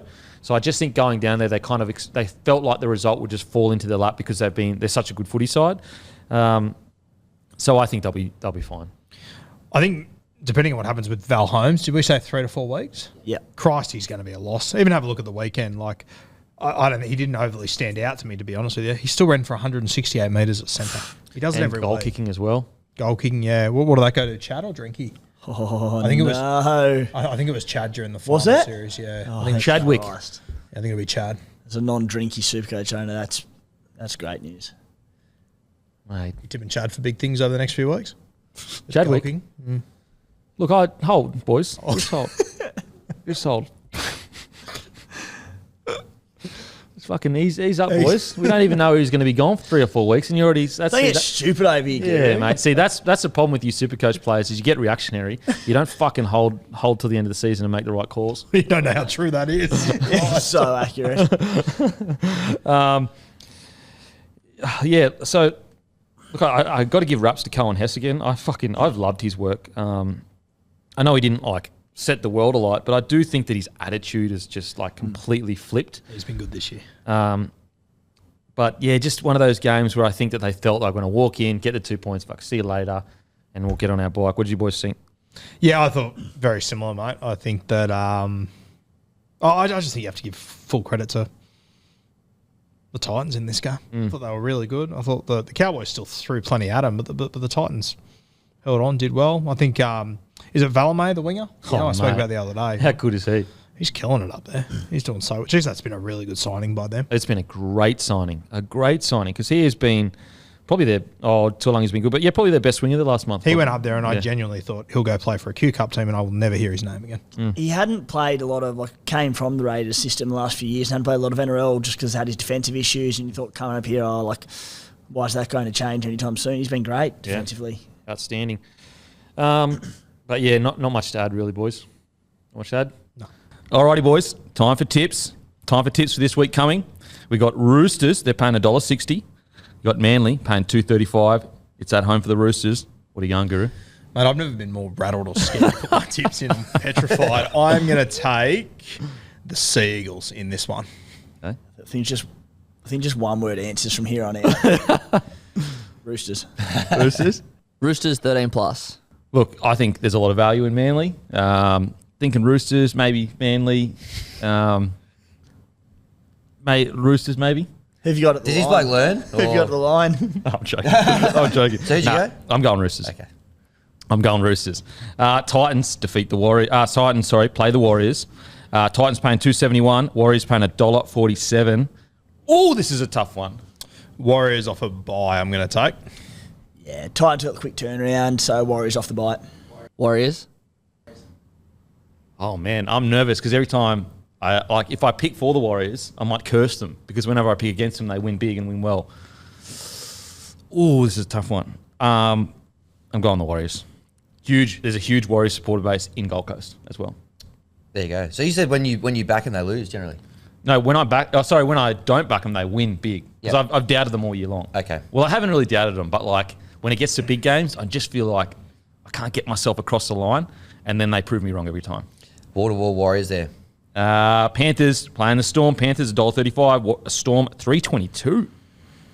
Boys. Hammy, you can clip this one up. Panthers have lost their last game for 2023, I reckon. I reckon they go undefeated from here on out, so I'll take them this weekend.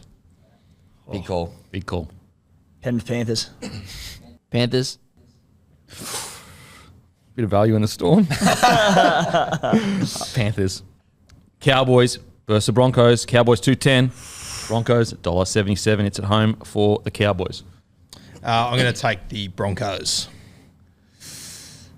I'm going to go the Cowboys. Desperation. Disrespect. Making the top 8. Disrespect. Cowboys. Disrespect. I'm going Broncos, obviously.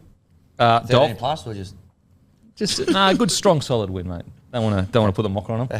Did you know that I literally ate liver to break a curse? I saw that. Yeah, so I'm not doing anything that can curse them. Dolphins paying $3.29. Knights paying $1.34. Over there in Perth, I'm going to take Newcastle to keep their run going. Knights. Newcastle. Bit of value in the Dolphins. I'm going Knights. Rabbitohs $1.26. Sharks $3.90. Ooh, okay. South Sydney, I guess. Yes, Rabbitohs. Bunnies. South. Just remember, Tigers nearly did number on them. I know. They didn't look... I'll go Rabbitohs. Eels $1.21. Dragons $4.45. Parramatta. Parramatta. Eels. Matty's learned. Good to see. No Yep. Dragons this week. Absolutely. Raiders $1.24. Tigers $4.10. Easy decision. I'm going Tigers. Yes. Yep. No, I'm going to go Raiders at home. You for real? I'm going Tigers. You're sick. Going Raiders. Tigers. Raiders, but look, people will be thinking we'll win this 13 plus, but we don't win 13 plus. So Raiders 1-12. There you go. Like it. Nice and specific. Good. Raiders. Yeah. I'm looking forward to holding you accountable next week, Jenna. No, I'm going Tigers Only because one I think we've pretty much picked all the same. But B, I thought the Tigers were pretty good for periods last week. Thank you. And Appy, Brooksy, back for 2 more weeks. Raiders have had a terrible first half against the Warriors. Terrible 70 minutes. Got towed up by the Knights. So I think the Tigers are a chance here. Only And beat us by 1 point in Campbelltown. there you go. See? He knows. Hammy knows. I think starting to add up there for the Tigers. Absolutely. Could be a big win. Yeah. I'm looking forward to it. Tigers 13 plus, you reckon, Campy? Look, I'm not going to go that far. But yeah, I'm going to tip Tigers. I reckon they might be there for an upset. Anyway, that's tips. Beautiful. Stay accountable, boys. And as usual, I'll go and fuck myself. What's gambling really costing you? For free and confidential support, visit gamblinghelponline.org.au.